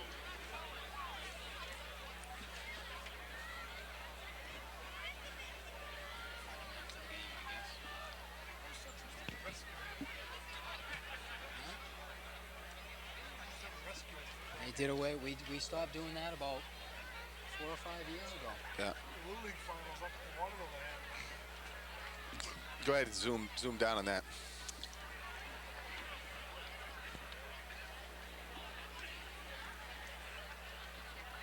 Welcome back to Hill Stadium in Saco. Jay Harper along with Mark Paquette. Score at the half. Thornton Academy 14, Cheverus 6. Tri-captains for both teams meeting at midfield, getting set to start the second half. Cheverus has played a good contest, and unfortunate for them, they are trailing by the 8 points, and very fortunate for Thornton Academy because Cheverus has played equal to Thornton Academy on this afternoon. Thornton will receive the second half kickoff. And with an 8-point lead, very important. Thornton has been very successful with the ball, having two nice drives, an 81-yard and an 87-yard drive to their credit. And also chewing up a lot of time off the clock on those drives because they kept the ball primarily on the ground. We have Purvis throwing the football just 3 times in the first half, so look for the Trojans to do more of the same here in the second half, Jay. Biddeford has come back with 2 quick scores. They're now on top of the Red Riots, 14-7. Still time left in the first half. Either a very slow-moving first half of football or they got underway a little bit late. Well, I believe the starting time for that game was 2 o'clock this afternoon. I believe that may have something to do with SATs around the state for these high school students. And South Poland has lights, so if they need to go to them, they can. This field, not the case. It's dark by about 4:45, 5 o'clock. We need to be done with this one right around 4:30. Aceto set to kick off. Back deep for Thornton, Lasur, Summer, and Cruddo. A low bouncing kick goes high. It'll be fielded by Rick Carey, number 21. And he just comes back up the middle, gets it out to the 35. And very smartly, the young running back puts both hands on the football and just gets it out and gets the ball in his offensive hand. Purvis leads the offense, 1 for 3 in that first half for 19 yards and the touchdown. The great catch by Matt LeBlanc. Purvis also had 3 nice rushes in that first half. Handoff, Leveris breaks off the right side, stays on his feet, and gets out to about the 47-yard line. And on that play, Jay, Sean Toussaint was lining up opposite Cheverus' big man, Derek Netto. Did a great job. Manhandled him to the inside with a seal block, and that opened up a huge hole for Leveris. They give him all the way to the 50-yard line, so picks up almost 15 on the carry. First one to start the second half, and Leveris, a good job that time. Gregor went and hit him at the legs, but Leveris was ready for that and able to step over it, knocked him off balance a little, but he stayed on his feet and picked up another 6 yards. 1st and 10. Troy Karen right up the middle, and he'll pick up 4. The offensive line for Thornton Academy really opening some big holes. Baker is the center. Shabbat dressed, but has yet to see any time. Still suffering the effects from mononucleosis. And Baker has been the center, number 72, and Knox and Leclerc on the left side, and Chassis and Toussaint on the right side. Leveris up the middle. He gets only a couple.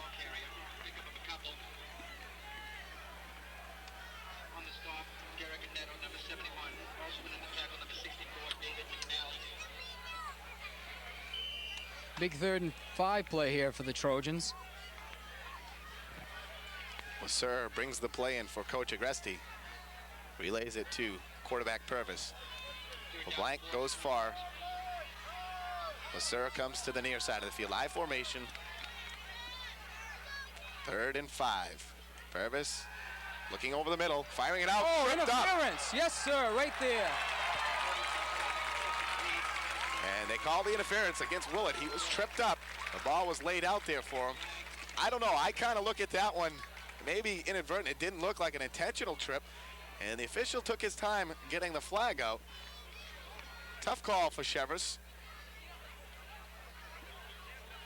I'm not sure. I didn't get a good look at the play, but it looked like to me that they were tripped up over each other's legs. And hard to say whether that was intentional. Willett now bent over and hopefully didn't hurt his hand when he fell down. He came down hard on the trip. He was just starting to break open over the middle when he was tripped up. Once again, an unfortunate turn of events for the Cheverus Stags. 15-yard penalty puts the ball down at the 30 of Cheverus.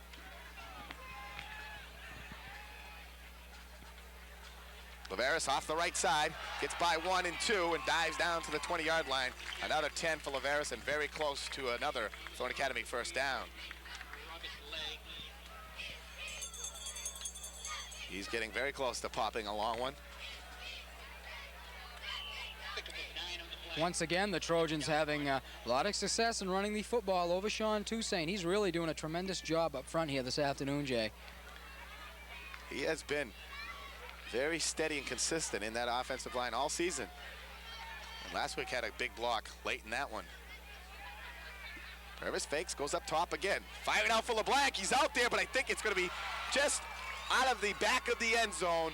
Cheverus put a little too much mustard on it because LeSueur had Bissonette and Aceto beat by about 4 yards. Had he laid that a little softer, I still think LeBlanc would have had enough time to stop and make the catch before coverage got to him. Good play to do that. 2nd and 1. Coach Agresti using the old play calling of Vince Lombardi and Bart Starr, famous for that back in the Packer glory days. 3rd and 1 now. 4-down territory. I formation for the Trojans. Leveris gets the call, and he'll run over his man and pick up 2 and a first down. Running over number 64, Dave McNally. McNally makes the tackle.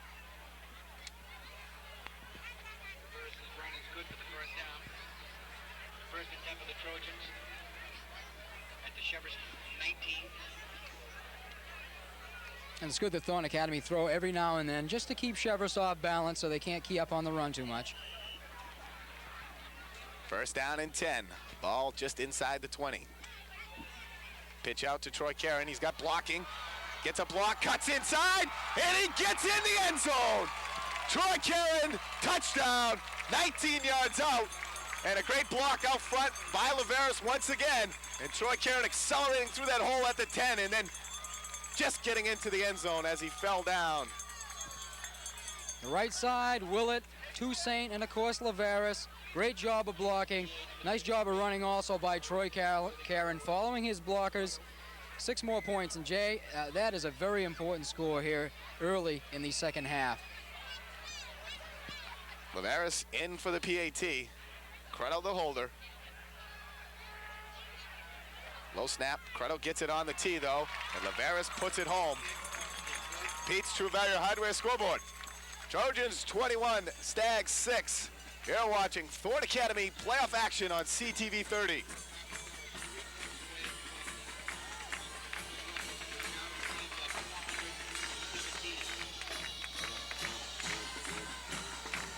Back at Hill Stadium in Saco, Jay Harper along with Mark Paquette, cameraman Barry Lamar, and the alma mater and the Thornton Academy cheerleaders down below. The Trojans 3 for 4 this afternoon when they've had possession of the football. They've had drives of 87, 81, and 65. And again, balanced attack, great running. Leveris, and then Troy Karen taking the pitch, using the blocking of big number 33, and acceleration, and tripped up at about the 3 and diving in, a very familiar scene we saw last week. Troy Karen diving over that goal line, the same goal line he crossed for that big touchdown against the Tigers. And Thornton Academy now in control, 21-6, 9:19 left, third quarter. So that drive only using up 2 minutes and 41 seconds. End over end kick. It'll be Aceto from his 16, looking for somewhere to go, dodging around in the middle, and then there's Cheverus along with Rick Carey, knocking him down at the 29-yard line. Very good job that time. Nice coverage by the Thornton Academy kick team. And of course, Cheverus once again downfield, rocketing his way down the middle to make that tackle. Put a pretty good hit on that ball carrier. Carey had him around the ankles, and Cheverus able to pop him high. Cheverus has been the big special team player for Thornton Academy. I think maybe other teams have noticed that, and that may have led to their success because they've been doing a number on him. Hand off to Simon. He'll get forward for 5. David Dismond on the carry.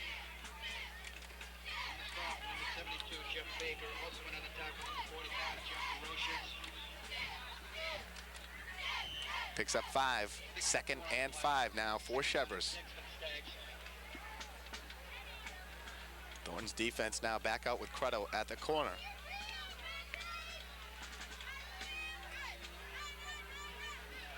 Front four of Zafferson, Baker, Karen, and Presby. And this time it's Jim McLeod all over Bissonette. Big hit by McLeod, a loss of 1. It'll set up 3rd and 6. And you'd have to say Thornton Academy is blessed with linebackers that love to hit ball carriers. And you think back to all the years. I mean, go back to when you played, Mark. I know when I played, we had some great linebackers, and just always able to have two kids that really stick in that middle, and they usually become the heart and soul of that defense. I mean, of course, your middle linebacker is a key position. Desmond tries to keep it, and he'll be stuffed by Willett. Zafferson gets a hand in, but Doug Willett drives him back 3 yards. It'll be 4th down and long. Desmond throwing a little fake that time like he was going to throw the football. Doug Willett staying at home and doing a great job in making that stop, Jay. And Thornton Academy gets the ball back here. They push one in the end zone. This thing could be all but over. Think of all the middle linebackers throughout. You remember the big ones that played when you were there? Well, Mark Duranzo was certainly a big linebacker way back, and Ray Legender, Doug Bartlett. I mean, you could go on with these names. And as you said, they really are the key to the center of that Thornton Academy defense. A high kick, it bounces back. Thornton has to be careful. It'll be spotted at the 35, where Thornton took over on the last possession. Another booming kick by Aceto. And it goes in between Lasser and Crutto, but a good bounce for Thornton Academy. Puts them 1st down and 10, out to the 36. They mark the football. Some of the other linebackers that I remember when my brother Jeff was playing, 76 season, you had Wayne Medore and Mark Lumlin, two small, vicious hitters in the middle. Two brutes in the middle. And then we had Jim Medore, his younger brother played my senior year. Hand off Leveris, rolls and picks up 6. And then you go into the 80s, you had the two Carey brothers. Rick Carey's 2 older brothers, Tim and Tom. And they were some big, vicious hitters. And then back a few years ago, our first year telecasting, Jeff Jerry, outstanding middle linebacker for Thornton Academy. Guy Pickard last year, another big one. Now this year it's been DeRocher, and now McLeod starting to make his way back into a big name middle linebacker. 2nd and 3. Karen, be very close. I'm sure there's many more we missed along the way, but there has been some great ones. And if you're going to play a 4-4 defense, you better have some good linebackers, Jay.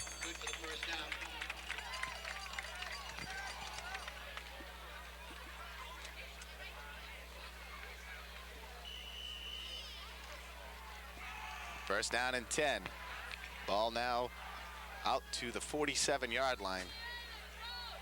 A blank comes to the near side of the field. Now Troy Carrot in motion. Hand off back the other way, Leveris. He tries to peel off that left side and almost gets free. Tackled on the play by number 50, Jim Fontaine. It looked like he was off that left side for a long gain, but Fontaine closed quickly. Made a nice tackle. Leveris had to struggle to hold on to the football. 2nd and 5. Lasser goes to the far side of the field. Double slot formation. LeBlanc to the near side. Leveris the lone back. Counter play. Cheverus got a hole. There he goes up the middle. A nice tackle by none other than Brian Greger. But Cheverus picks up another big gainer. Man, does that kid get from point A to point B quickly? Whoa! Well, that's a play Thornton has tried to use this year, and the hole just never seems there, and it takes too long to develop. Thornton has worked on that, obviously, because Cheverus is popping that hole much quicker. And those quick little feet of his, it runs a lot like Keith Crutto, the sophomore. Short steps and just flying through there. Cheverus 17 on the carry. Leveris gets behind, and Cheverus does a good job of stuffing that play.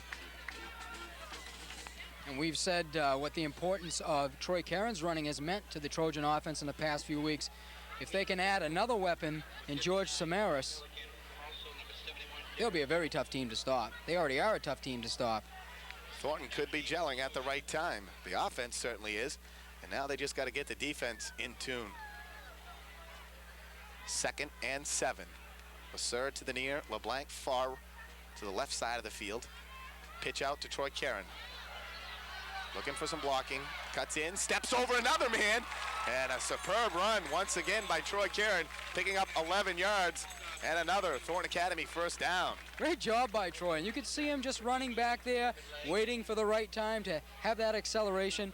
And once he got through the tacklers, a nice job of gaining 5 additional yards by hopping one of the Cheverus players who was laying on the ground. Another thing, a mini season, and that's come together so nicely. We were wondering why that wasn't more successful earlier in the year, and maybe good that it wasn't. Starting to surprise some teams with that. Caron in motion, Leveris back to the right side, and there he is. Look at that man dive in. He's so focused, Brian Greger. So focused, he comes up and just focuses in on Leveris's ankles and slice. Down goes Leveris. I was told by some kids of Portland football team how good he was, a great tackler, a hard hitter. He has certainly been the difference so far in Leveris finding his way into the end zone a few times. 2nd and 5.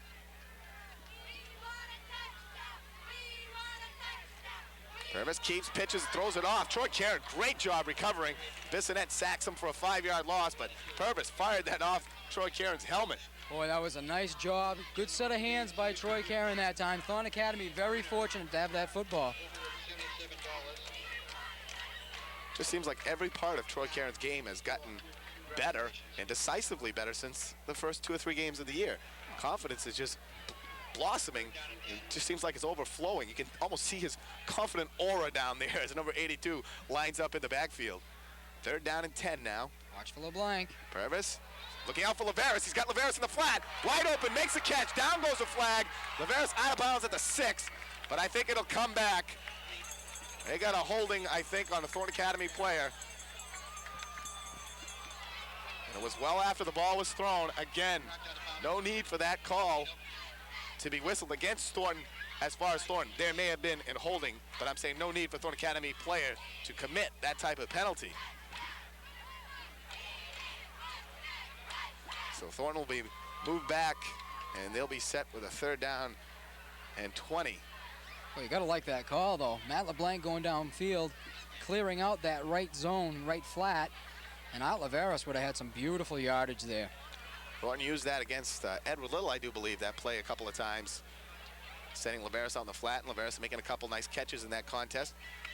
And he certainly was wide open. Biddeford uses all their backs out of the backfield with their receivers flooding zones, and that is a nice call. But it'll come back.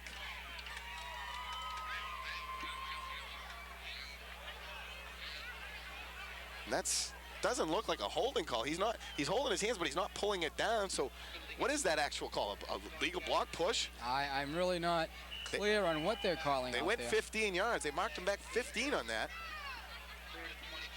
Watch for the Trojans to go to LeBlanc here, Jay. Just throwing the football. Let him run under it once again. LeBlanc to the near side. Lasser far. I formation. They fake. Purvis setting up, looking over the middle for Lasser, and it just takes off from Purvis's hand. Sails way over his head. Incomplete. Tough play for Thornton Academy. And probably better off that it happened that way, because number 88, Robert Lay, was dropping back into coverage, very tall. And had that ball been thrown lower, perhaps he may have come up with an interception. But ball only at the 36-yard line. I know it's 4th and long, but you figure in that play, just pick up the easy 10. They give you a cushion, fire out, get 10, and then go for it on 4th down. This punt, unless Chassie can put it out at one of the corners, is not going to do much for Thornton Academy's field position. Another nice snap by Toussaint. Straight kick. Greger feels it. Raymond stuffs him. Very dangerous play back there. Raymond, and then looked like Marston and Samaras in on the stop. Greger gambling. That ball may have not found its way into the end zone for the touchback. So Greger gambled and fielded it at his 4. Usually let those try to roll out. Cheverus is going to have to start coming out here and throwing the football. Just 2:40 left in the 3rd quarter. down by 2 scores, running is not going to get them back in the game. Well, they can pass, so we anticipate that. Triples go to the far side of the field, hand off to Simon up the middle, and nothing. Baker, number 72, right in there to block that play from its inception. Number 72, Jeff Baker. They're especially not going to run against that Trojan defense up the middle. Well, trying to catch them off guard. They have a few times on that play with the triples to the far side of the field. Thornton Academy looking for a pass and then just handing it back. I think they saw a lot of Biddeford football last week because they're using very similar plays. Thornton trying to defend against Biddeford's triples last week. They'd hand it up the middle to Gillero, and Gillero was able to get quite a bit. Second down, handoff to Simon, and he picks up 3. Cheverus a little tentative deep in their own territory to fire that ball up in the air, trying to avoid the big turnover. Clock now, though, down to 1:35 left, third quarter. Pick up a 3 on the play. The thing is, where the ball is located right now, if they have to punt the ball, Thornton Academy is going to have excellent field position once again. Third down and 7. Sean Desmond, the quarterback, has a split backfield. Gregor to the right, counter fake. Desmond looks like he wants to run, tucking it in, but he's not going to get the first down. Out there is Ryan Summer along with Troy Karen. And that'll bring up 4th and 3. And the kicking team will have to come out for Cheverus. The thing about Desmond that I don't like, I think he's an outstanding quarterback, but he gives it away way too soon that he's going to run the football. I mean, there's no doubt in your mind when he tucks it in so early. If he went out there running and putting the ball in his hand and faking like he's thinking about passing, he could freeze the linebackers in coverage in pursuit. He doesn't do that very well, and that enables Thornton to get great pursuit in on him. A high kick once again. Credo's going to field it, though, without the fair catch. Drops it, gets back on it. Tough break because the reverse was set up to Lasser, and Lasser was coming our way, and he had the wall. Well, once again for the Stags, right in the middle of that play, Brian Gregor, all over the field this afternoon for the Stags. Offensively, defensively. And you know, Jay, you take his frame, 5'9", 140, not big in stature, but put his mentality, his aggressiveness in a bigger body, you'd have one dangerous football player. He is outstanding. Thornton Academy now with 22 seconds left, third quarter. Trying to get that nail driven a little bit deeper into the coffin of the Stags. Another touchdown would just about do it. Handoff Leveris, breaks off that right side, dives back into the middle. Stopping is Mark Bissonette. Leveris picks up another 8. Mark Bissonette. Leveris looking for that New England scoring record with another touchdown. He needs 5 to tie. And that's the end of the third quarter. Pete's True Value Hardware scoreboard. Thornton Academy Golden Trojans 21, Cheverus Stags 6. You're watching Thornton Academy playoff action on CTV 30. We'll be back with the final 12 from Saco right after this.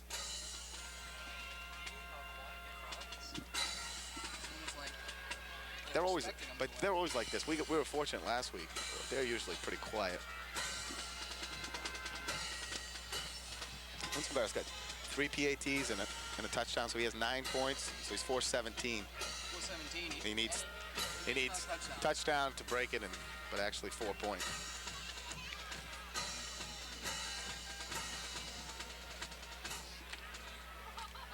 Back at Hill Stadium and CTV 30's coverage of Thornton Academy high school football. Jay Harper along with Mark Paquette. Thornton Academy with the ball, leading by the score of 21-6. And a second and short now for the Trojans inside Stag territory. They could put this one away with a touchdown. Absolutely, and a great job in the first 3 quarters by the front line of Baker, Chassie, Knox, LeClaire, and Toussaint. Also Doug Willett, opening up huge holes, and as you said, very well divided on the running backs. Everybody having a real good day here this afternoon. Leveris up near 100 yards rushing now on the afternoon. And Troy Karen in the mid-70s in rushing. Troy got 96 against Lewiston, yet to break the 100 plateau in a game, but maybe headed that way. Handoff goes to Troy Karen. Breaks off and carries a couple people for an extra 2 and a first down. Gain of 5 for Troy Karen.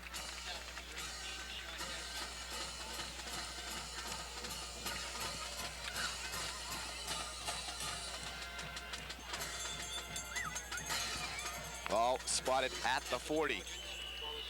First down and 10. Matt Sear goes to the far side of the field. Matt LeBlanc comes to the near.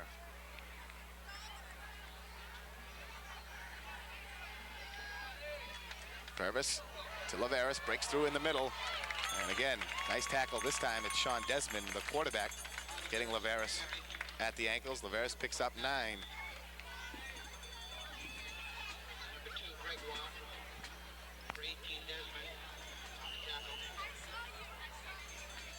Once again, I keep going to his name, but Toussaint is doing an absolutely outstanding job on the right side this afternoon. Now they're lining him up on the left side of the line. And they got an off-balance line. Academy loaded to the left side. And they go left side to Leveris. Big hole, breaks through, still on his feet. There he goes. Touchdown, Mr. Leveris. He now has the New England scoring record from 31 yards. Fort Academy overloaded that left side. They had 3 linemen to the left. And Leveris used the blocking, got into the secondary. And there's that long one. He pops off 31 yards. The New England scoring record is now owned by number 33, Art Leveris, up to 423 points in his high school career. What a football player. And that's an understatement. It really is. A high snap. Credle gets right up though nicely. Fires out. Got his man. 2 points. Doug Willett. Oh, what a catch by Willett. While he was falling down, reaching behind and catching the football. And I guess that answers the question I asked Doug before the game. Are you going to be able to catch a football this afternoon with that injured hand? Yes, sirree. He is going to be able to catch the football. And I'll tell you another thing on that play. Keith Credle was so smooth at catching that high snap, it looked like it was almost a devised play. It wasn't.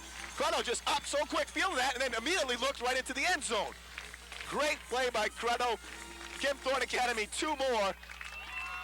And the Trojans, 29, Cheverus 6, 10:54 left in this contest. And Thornton Academy putting this one away with a nice drive again, going 64 yards this time. They've had 4 nice long drives, and they've chewed up a lot of clock, and they've used everybody. What a great play. And again, you were following Sean Toussaint, so on that touchdown run, when you saw him on the left side, I quickly looked down, and all of a sudden, there's 3 linemen out there, LeClaire, and I believe Knox and Toussaint all to the left side of center, Jeff Baker. And Thornton Academy went that way, stacking it up, and Leveris popping through there and give him touchdown number 2. Thornton Academy's kicking game, they come up with 2, but still 3 in a row, and then a high snap. Fielded at the 16 by Bissonette, looking up the middle, and there's Chassis putting a hit on him and getting him down outside the 40 though. Bissonette, a nice run up the middle, and again, a little too much for Thornton Academy's kicking team.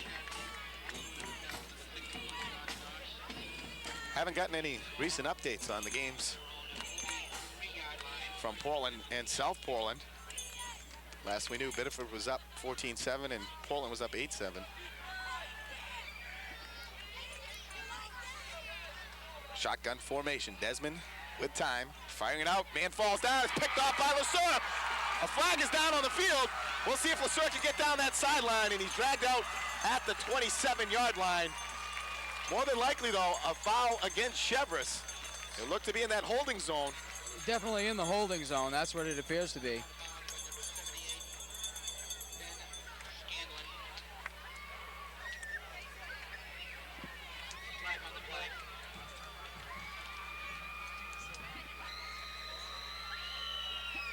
We'll wait and see what the call is. Gregor fell down. Desmond had Gregor curling at midfield. Gregor slipped. Field a little tender this afternoon, and Lasser right there making the interception. And then Cheverus had good angle on him. Coach Agresti very upset, yelling at his players. Well, there was a little extracurricular activity going down there with Jeff DeRochers and one of the Cheverus players, and right now Coach Agresti very upset.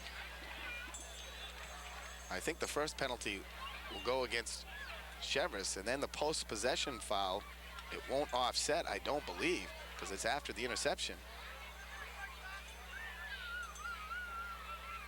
Penalty against Thornton Academy for holding. Holding call against Thornton Academy, so guess not.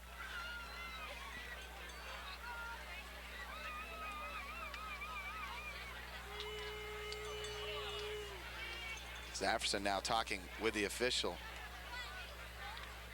And a lot of people hitting Presby, so I don't know. Not sure who the call goes against, but they're calling defensive holding.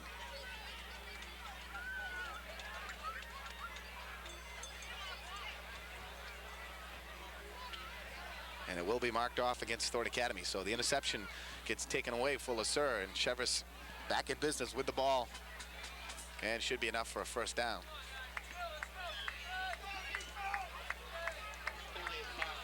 10:24 left, fourth quarter. Thornton Academy 29-6 over Cheverus. Thornton looking to get by this first round game. Cheverus playing an outstanding football game, but you look up at the scoreboard and it's not that close. Game a lot closer on the field. Cheverus defense has not been able to stop Thornton Academy, but their offense has been able to move the football. Desmond rolling out, got some blocking, does the sideline up for Aceto. Lasser gets another chance. Aceto coming back though, making a great try, and almost got that one away from Lasser. Fine job by Aceto in, first of all, even getting to the football and then breaking it up. It appeared as though Lasser would get an interception on that play.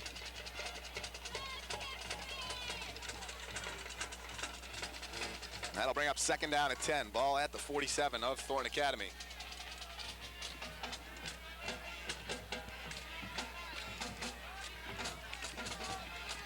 Desmond sets the offense. Gregor comes to the near side. Aceto to the wide side, shotgun formation. Looking out for Aceto, fires it across, and Crotto and Willett on coverage. Willett doing a good job in that zone.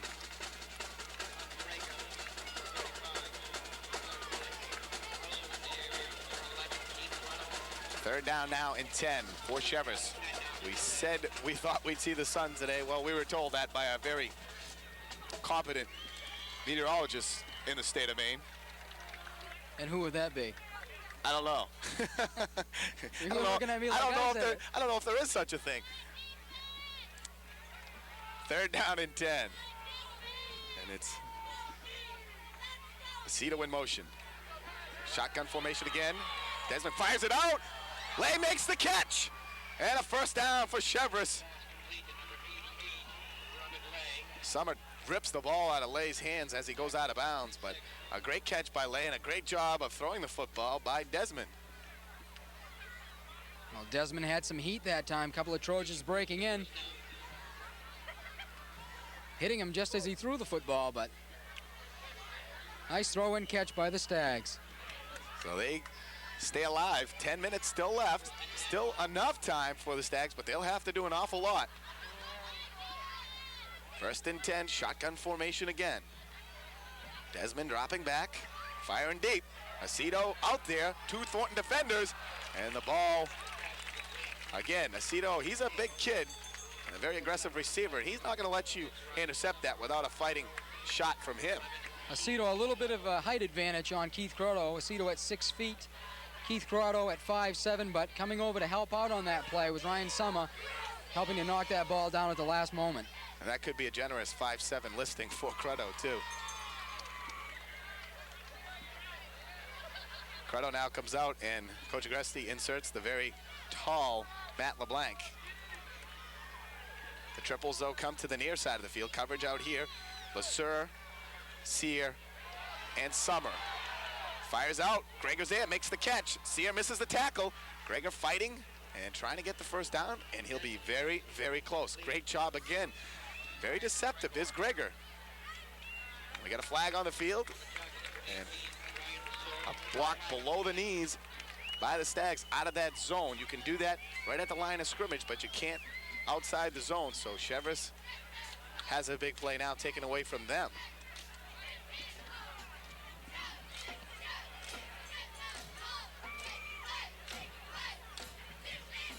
Be marked off, and they'll bring up second and long now.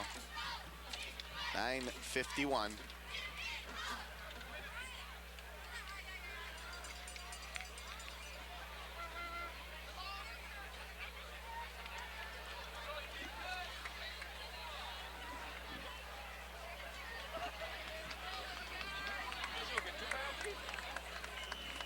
Well, they marked the football back a long, long way against Cheverus.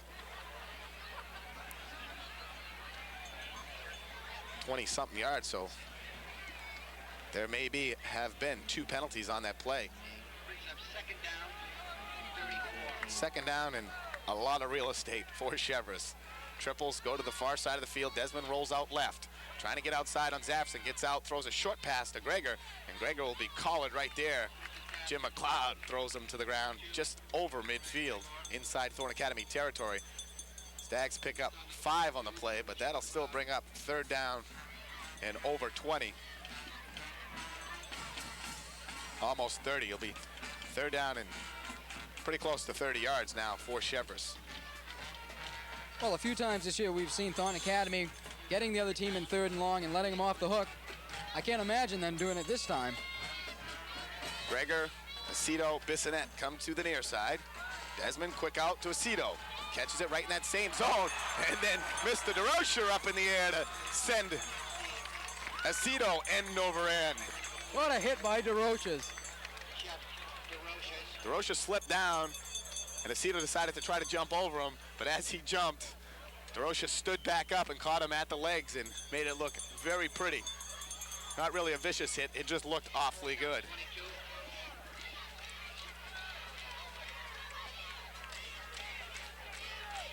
Fourth down and 20 now. Could be the last gasp for Cheverus. A lot of time left, but they need some points. Fired it out deep up there. Great job, LeBlanc, knocking it away from Aceto. And the Trojans will take over. You're not going to out-jump Matt LeBlanc for the football in that situation, and I think that's why Dick Agresti has him back there. Matt LeBlanc has become one of the premier players for Coach Agresti, and he's making his presence known now on defense. And if Craig Agresti has to sit out another week, I think you'll see a lot more of Matt LeBlanc in that defensive secondary. Done a fine job this afternoon. Lasser comes to the near side. Thornton now with the ball at their own 40, leading 29-6, 8:05 left. Samaras in motion. Agresti gets the call. Leveris gets the call. He'll pick up 4.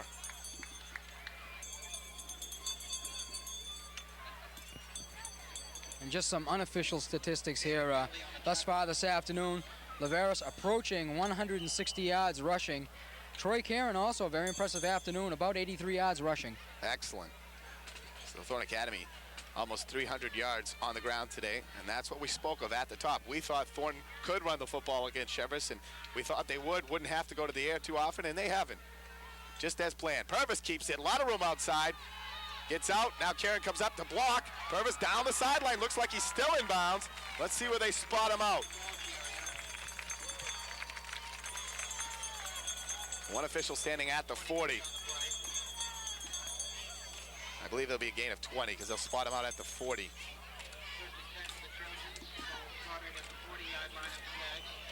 So Purvis trying to get some big numbers for himself. He's at a carry of 15 and now of 20. It's going to take a while after the game to tabulate all this rushing.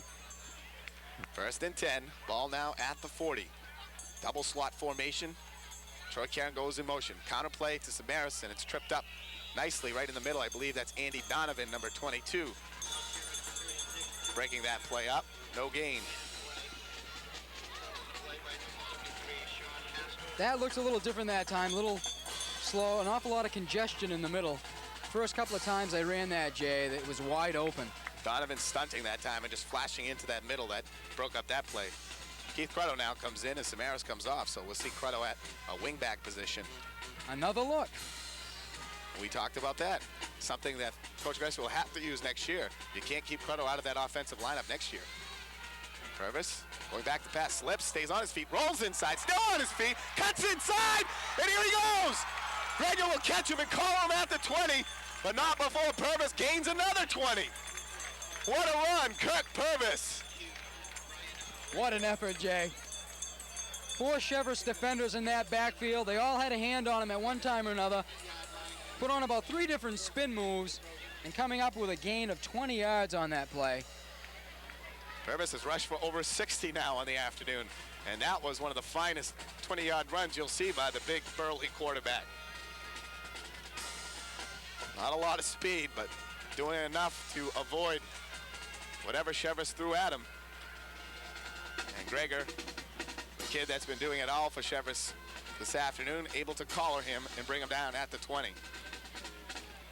Clock will now wind, 6:34 left. Lasser comes to the near side of the field, double slot formation. Troy Karen in one slot, Cheverus in the other. LeBlanc to the far side of the field. Handoff Leveris. The ball could be loose. And Cheverus trying to say it's their ball, but the official's not buying it. And they do have it. They are. Well, the official's not giving us a big look here and saying, yeah, the ball's going the other way. What's the deal, guys? And now they're holding out. What's going on? Well, Thornton Academy defense coming on the field, so apparently they did lose the football. Unbelievable. The official's really excited about that. 1st and 10 for Cheverus. Leveris doing something he very rarely ever does, fumbling the football. And I almost said at the top of today's telecast that I only remember Leveris fumbling the football once in his 3-year career, and that was a pitch out earlier in the year that he just dropped the pitch out. And this time dropping it in the middle in traffic. We didn't get a good look. It could have been a late handoff too. We don't know if it was a good exchange between him and Purvis. Nonetheless, a turnover. Cheverus has the football with 6 minutes left, but Cheverus is down by 23 points. Coach Agresti now making some substitutions defensively. Desmond firing out in the flat. Out there's Gregor. Lasser had slipped, got back up in time to recover to make the tackle, but had he not slipped, he might have been able to step in front of that one. Field, like we said, is a little bit tender. Had a lot of rain the last few days.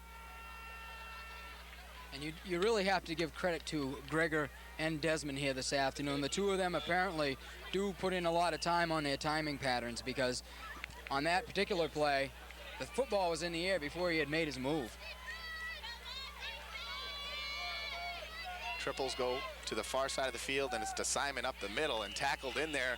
Looked like DeRocher getting the hand on it, along with Baker in the middle. DeRocher's played himself an amazing football game defensively once again. Does he know how to play any other way? Always all over the football field. And that brings up another thought. At the conclusion of today's contest, we will be picking our gutsy players of the game, sponsored by Wagner's Market. And there's been some people who have made some statements today. Pitch out, Ward on the carry, and a flag comes in, and McLeod and LeBlanc bring down Ward.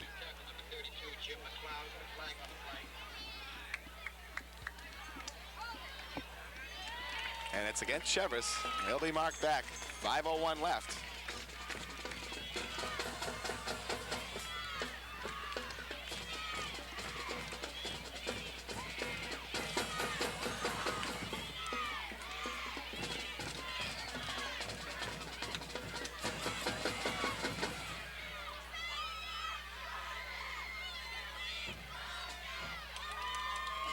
Thornton Academy will be playing the winner of Marshwood Lewiston. We have not got a score on that this afternoon. I would think WLAM out of Lewiston would be covering that one down in Elliott.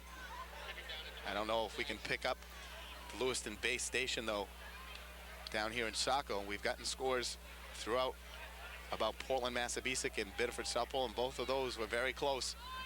We're looking for updates now. Second and long. Desmond goes on the option. Comes inside, he's ripped down, and there was no flag there. Another one comes in. I didn't see a face mask. I saw it up around the pads.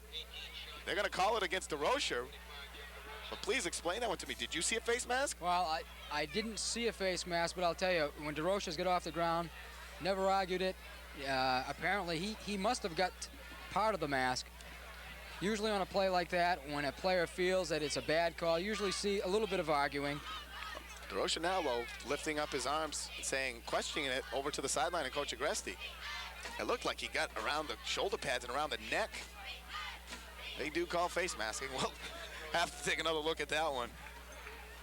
It was a nice tackle, but that gets Cheverus out of a big hole. Second and short now for the Stags. Shotgun formation, Desmond firing out. Sear back there, but right in between the coverage. Aceto with another fine catch and another fine pass by Desmond as he threw that right in between coverage. Fine job by Desmond. Wasn't much room between those two dropping linebackers of the Trojans. Matt Sear right there, but just couldn't get to it.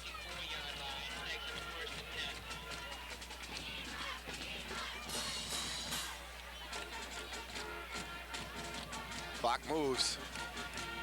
Cheverus in shotgun formation. Desmond firing it out for Gregor. It'll be short and incomplete. Well, we got to give some credit now to the Cheverus offensive line. Jim Fontaine, number 50, the center. Ben Scanlon, the right guard, number 78. Sean Haskell, right tackle, 73. Number 56, Mike Conley, the left guard. And number 62, Jason Pickard, the left tackle.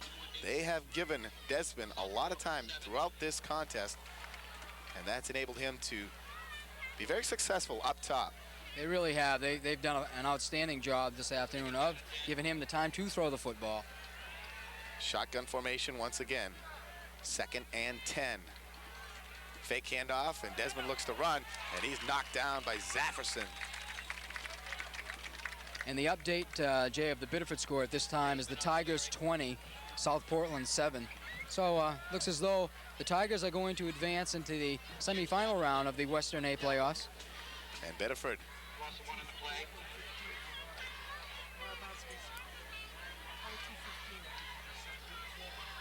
22-15 Portland over Massabesic. That one's still a game. Unbelievable. The Mustangs showing themselves proud this afternoon. Their first time in the playoffs. And Greg Stilfen and his staff playing the Bulldogs tough. Rush put on, firing out for Gregor, and there it is. Unbelievable. Desmond might get into that passing category of Kirk Purvis. He is able to lay that ball in between the zones perfectly, and like you said earlier, Mark, great timing between the receiver and the quarterback. I'm very impressed, especially with Gregor. I mean, that kid is a very good football player. Cheverus always seems to have a big, wide receiver. I'm trying to remember the kid for the last couple of years for Cheverus who was outstanding for them. I can't think of it at this point. Hand off to Ward. Ward going wide and out there to make a great tackle of Matt Sear. Acceleration and collaring Ward for a loss of about 6 on the play. Keeps him in bounds and keeps the clock moving. It'll be 2nd and 16. Timeout now called by the officials. And Sear now goes off after making that great play. He's a little bit shaken up. Let's hope that's nothing serious.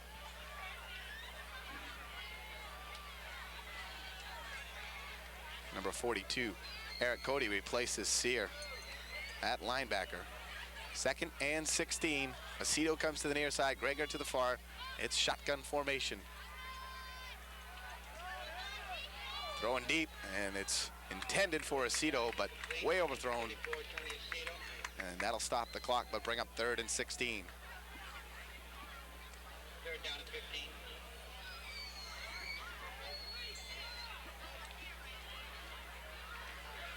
Mark, if you were to rate Thornton Academy's performance this afternoon, what would you give them? What's your thoughts on what they've done?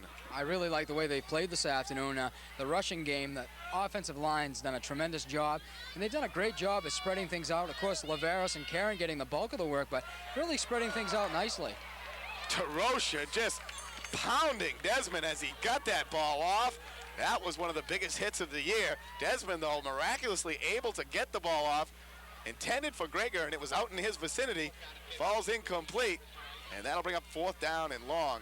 And the Cheverus coaching staff a little bit upset, yelling at the officials. I don't know why. It wasn't a late hit. It was a great hit by Tarosha. They're complaining. I was looking across at one of the coaches saying that one of the Thornton players, possibly DeRoche's, came in and gave a forearm to the face. I did not see that happening. DeRoche's a nice clean hit on the quarterback. 4th down and last gasp for Cheverus. Aceto was in motion. They don't call it. They fired out for him. And Matt Sears has been so close on this entire series to getting a pickoff, but Desmond able to throw it just over his reach. That time, though, falls short of Aceto and incomplete. Thornton will take over on downs. 3 minutes left. And this one's a W, and Thornton Academy will move their mark to 7-2, and more importantly, round 2 of postseason play, playing the winner of Marshwood-Lewiston. And all guesses, that would be Marshwood. We'll be traveling to Elliott next week, but again, that's just a guess. One never knows. LeBlanc comes to the near side. Thornton stays with their first offense out there. Pitch out, Troy Karen. Cheverus with a block. Troy gets outside. LeBlanc blocking ahead of him, and Troy picks up 13. Call it 14. And good blocking again by Leveris. Boy, wouldn't I love to be a tailback in that backfield and have number 33 blocking for me out front. He always gets a man. There's somebody out there, and Leveris always gets him and puts him out of the play, and that person doesn't get in on the tackle. LeBlanc was doing a great job blocking, and at the last minute let up off his man. Had he stayed with it a little longer, he was there for quite some time, but he let go just a little too soon, and that person able to get off the block and make the tackle. Samaras goes to the far side. LeBlanc the near, 1st and 10 Trojans. Rick Carey now in a fullback. Cruddo the quarterback, and he keeps it and rambles off 8 yards. So that'll do it on the afternoon for Mr. Leveris and Mr. Troy Karen. Karen finishing off the afternoon, unofficial of course here, Jay, but 98 yards rushing. Just shy. Maybe we could get that statistic down to Coach Agresti, give one more carry. But again, that's unofficial, and maybe he'll have picked up a couple more by the official statistician and get over 100. That's correct. Hand off, Rick Carey breaking outside, down the sideline, down to the 12-yard line. Remember that name, Trojan fans, Rick Carey. You're going to be hearing us mention that in years to come. The kid is a good football player. I believe a gain of roughly 28 yards.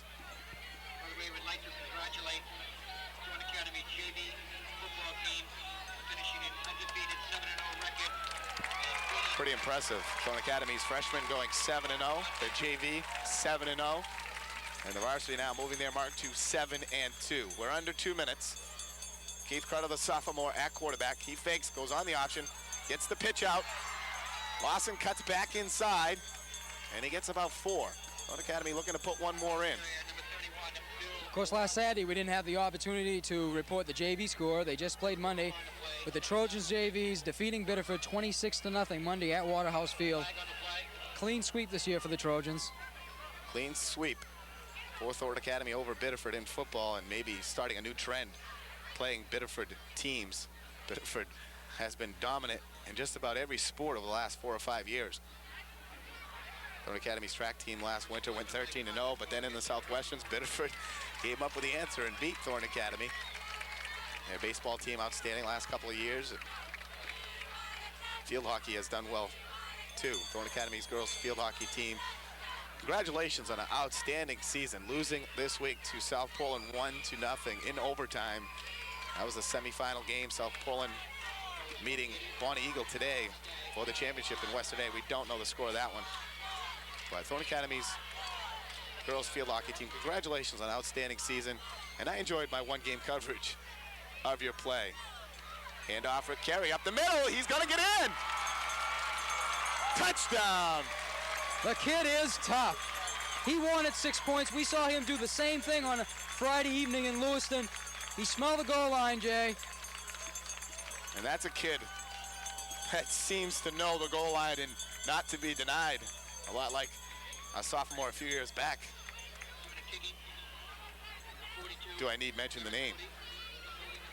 Eric Cody, number 42, now in for the extra point. He gets it up. Does it get through? Yes, it does. Give Eric Cody a point. All right. Pete's True Value Hardware scoreboard. Thornton Academy 36. The visiting Cheverus Stags 6. A minute 23 left. And Thornton Academy, very impressive all the way around on offense today.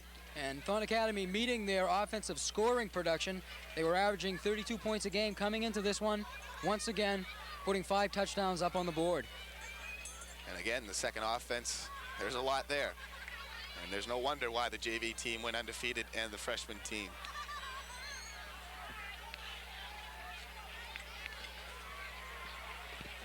Cody will now get the kickoff shore. Back deep for Cheverus. Check the numbers, it's tough to see from here. I think it's Justin Ward, number 30. And it's kicked to the other way. I'm not sure who that is. It's bobbled, then picked up by number 40 for Cheverus. Ryan Foisey. Foisey gets out over the 40-yard line. Number 40 does.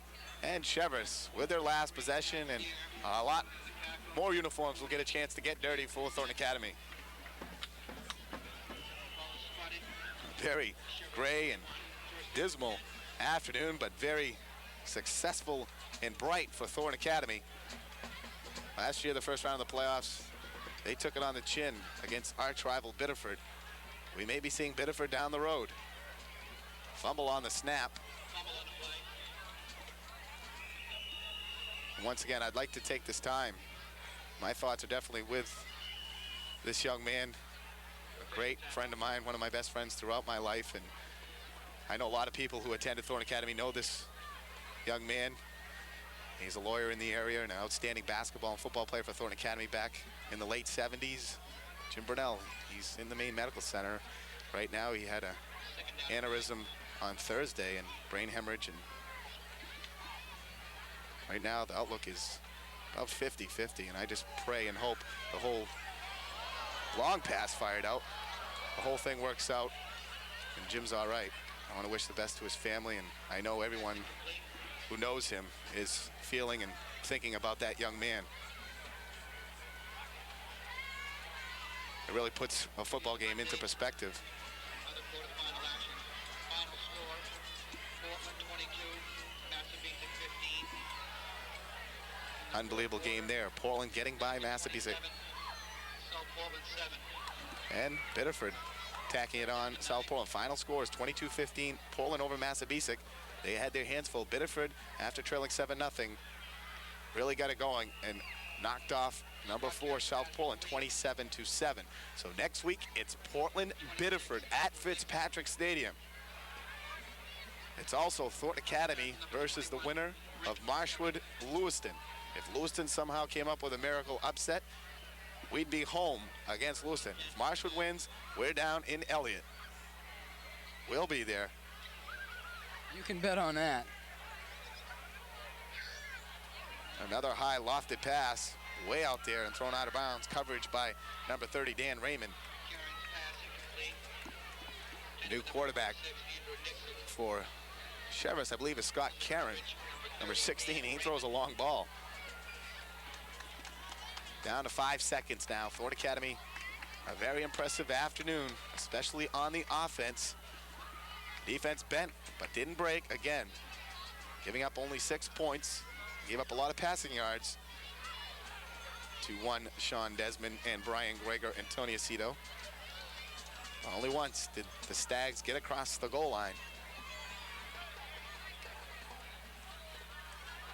One last play, lofted out over the middle. Ward going after it, and it falls incomplete. One more play. One tick on the clock. Thornton trying to get out there, and I guess they're going to say it's over. So Thornton Academy moves to round 2 of the playoffs. They knock off number 6 Cheverus by the score of Thornton Academy 36, Cheverus 6. We're going to take a break, and we'll be back momentarily for our wrap-up and, of course, our gutsy players of the game. We're back right after this. Unofficially, of course. Over 400 yards rushing. Unbelievable. Gutsy players, we're going to go. Yeah, make sure your headsets. Test 1, 2, 1, 2. Good volume. Yeah. I'll interview Coach Agresti, no sound again. Test 1, 2, 1, 2. Hear me? Hear me? Hear me? Test. Welcome back. All right.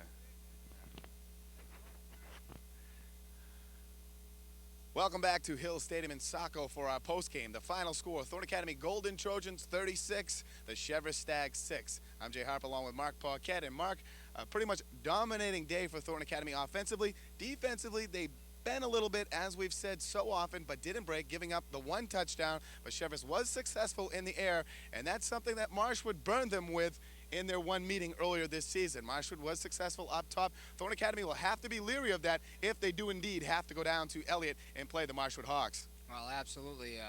Marshwood threw a couple of passes that really hurt, especially that 52-yard to tight end Sylvester down the left sideline. But the story of that first game, Jay, was field position and time of possession for Marshwood. They just climbed all over the Trojans. And, of course, special teams. Special teams a little better today for Thornton Academy. Leveris 3 for 3. We had the one high snap where Keith Cruddo got up and threw a quick pass and a great catch by Willett. And so it looked very good. The extra point team, and even Eric Cody came in and got himself a PAT on the season. But a great afternoon rushing this afternoon. Thornton Academy unofficially over 400 yards of rushing offense, and that is quite spectacular. And you break it down, Leveris over 150, Troy Kieran almost 100, Purvis got himself almost 60 on the afternoon, Samaras a couple of nice rushes, and when Jim McLeod got the carry, he picked up 4 and 5 up the middle. It was just a complete outstanding afternoon for Thornton Academy on the offensive side. Well, that goes tribute to the front line. They were just pushing Cheverus all over the field, whether they were running to the right side or the left, huge holes. And we look for Thornton Academy to continue on that roll, dominate the line of scrimmage. And if they keep running like this and adding options every week, as we've seen offensively, they're going to be a very good football team in the playoffs. Our other games, we heard Portland did get by Massabesic, a scare once again, 22-15 over the Stags, and they had a chance late to get another touchdown and possibly tie that one up. Biddeford now marching all over South Portland last word 33-7, so it looks like Biddeford Portland next week, and we're still waiting for word from Lewiston Marshwood game and where we'll be next week. But Thornton Academy will be in round 2, and so will be Biddeford, and Biddeford looking very good, and they'll be able to contend with Portland, I think, this time around. Well, at this point of the season, there are no easy games left, obviously. Portland and Biddeford will be an outstanding football game. A lot of things will be going on there. You would expect to see a very high-scoring affair with 2 offenses that can really put some numbers on the board. If we end up going down to Elliott, I think that is also going to be an exciting football game. And Thornton Academy owes those Marshwood Hawks something. They really do. And I think Thornton Academy fans next week will be cheering for arch rival Biddeford, because if Biddeford were to upset Portland, we'd be home if we get by our second round game against the Tigers. And what a scenario and situation that would be. There'd probably be about 15,000 fans at Hill Stadium. We had about 8,500 last time around. But getting back to this game, 36-6 our final. Going to our gutsy players of the game, you mentioned that offensive line, and there was one kid in there today who was really pushing some people around. I was watching Sean Toussaint, as you were, really manhandling whoever was in front of him. Had big Derek Martin at 6'2", 280, but he was doing a good job on him. Great job by Sean Toussaint really all year long, but really standing out this afternoon, the offensive gutsy player of the game. They loaded up the one side on Leveris' 31-yard touchdown run, and Toussaint was the man there, broke the big hole, and Leveris into the end zone. Leveris getting the New England scoring record this afternoon. He now has 423 points in his 3-year career. Still, hopefully, a couple more games for him. Just a great afternoon all around. Purvis directing the offense again, rushing nicely. Going to the defensive player of the game, our gutsy player of the game. You can't go too much further than right in the middle, a kid we talked about. He had some vicious hits out there today and probably 20-plus tackles on the afternoon, Jeff DeRocher. Well, we said it all year long. Until that whistle blows, Jeff is always trying to find somebody on the football field to hit. Seems that no matter where the ball is, you'll find number 45. outstanding season. And once again, Jeff, another great game. Another kid who had a great game on special teams and a couple of nice runs, George Cheverus, almost getting a touchdown, getting taken down just outside the goal line. A couple of nice runs for Cheverus in a good game. And just want to mention that he's had an outstanding career at Thornton Academy, and hopefully he'll continue this nice drive in the playoffs, because that's another look that Thornton Academy can now go to, that little quick counterplay using George Cheverus. With his wheels, Jay, if they're paying too much attention to Purvis, Karen, Leveris, watch out, because it won't take much of an opening, and this kid is going to be gone. Injury report, everyone made it through the game. BG didn't see any action today, but more than likely he may be back in the lineup next week. It takes a few weeks to get over that. Gresty, it's day to day. We won't know. Tomorrow we'll know more about his situation, whether he'll be ready to play Marshwood next week. But the injury report looks to be okay. Thornton Academy intact and getting ready for a big game next week. Round 2. You can't falter from here on in. It's a long run for the playoffs, and this 8-team playoffs schedule now really looks impressive. It really does. It's been for an interesting season. Thornton Academy now 5 victories in a row, looking to go down to Elliott next week and make it number 6. All right, our final score here this afternoon. Thornton Academy 36, Cheverus 6. The Trojans move to round 2. We're not sure where, but we will be playing next week. For my cameraman, Barry Lamar, and my partner, Mark Paquette, I'm Jay Harper saying so long. We'll see you next week.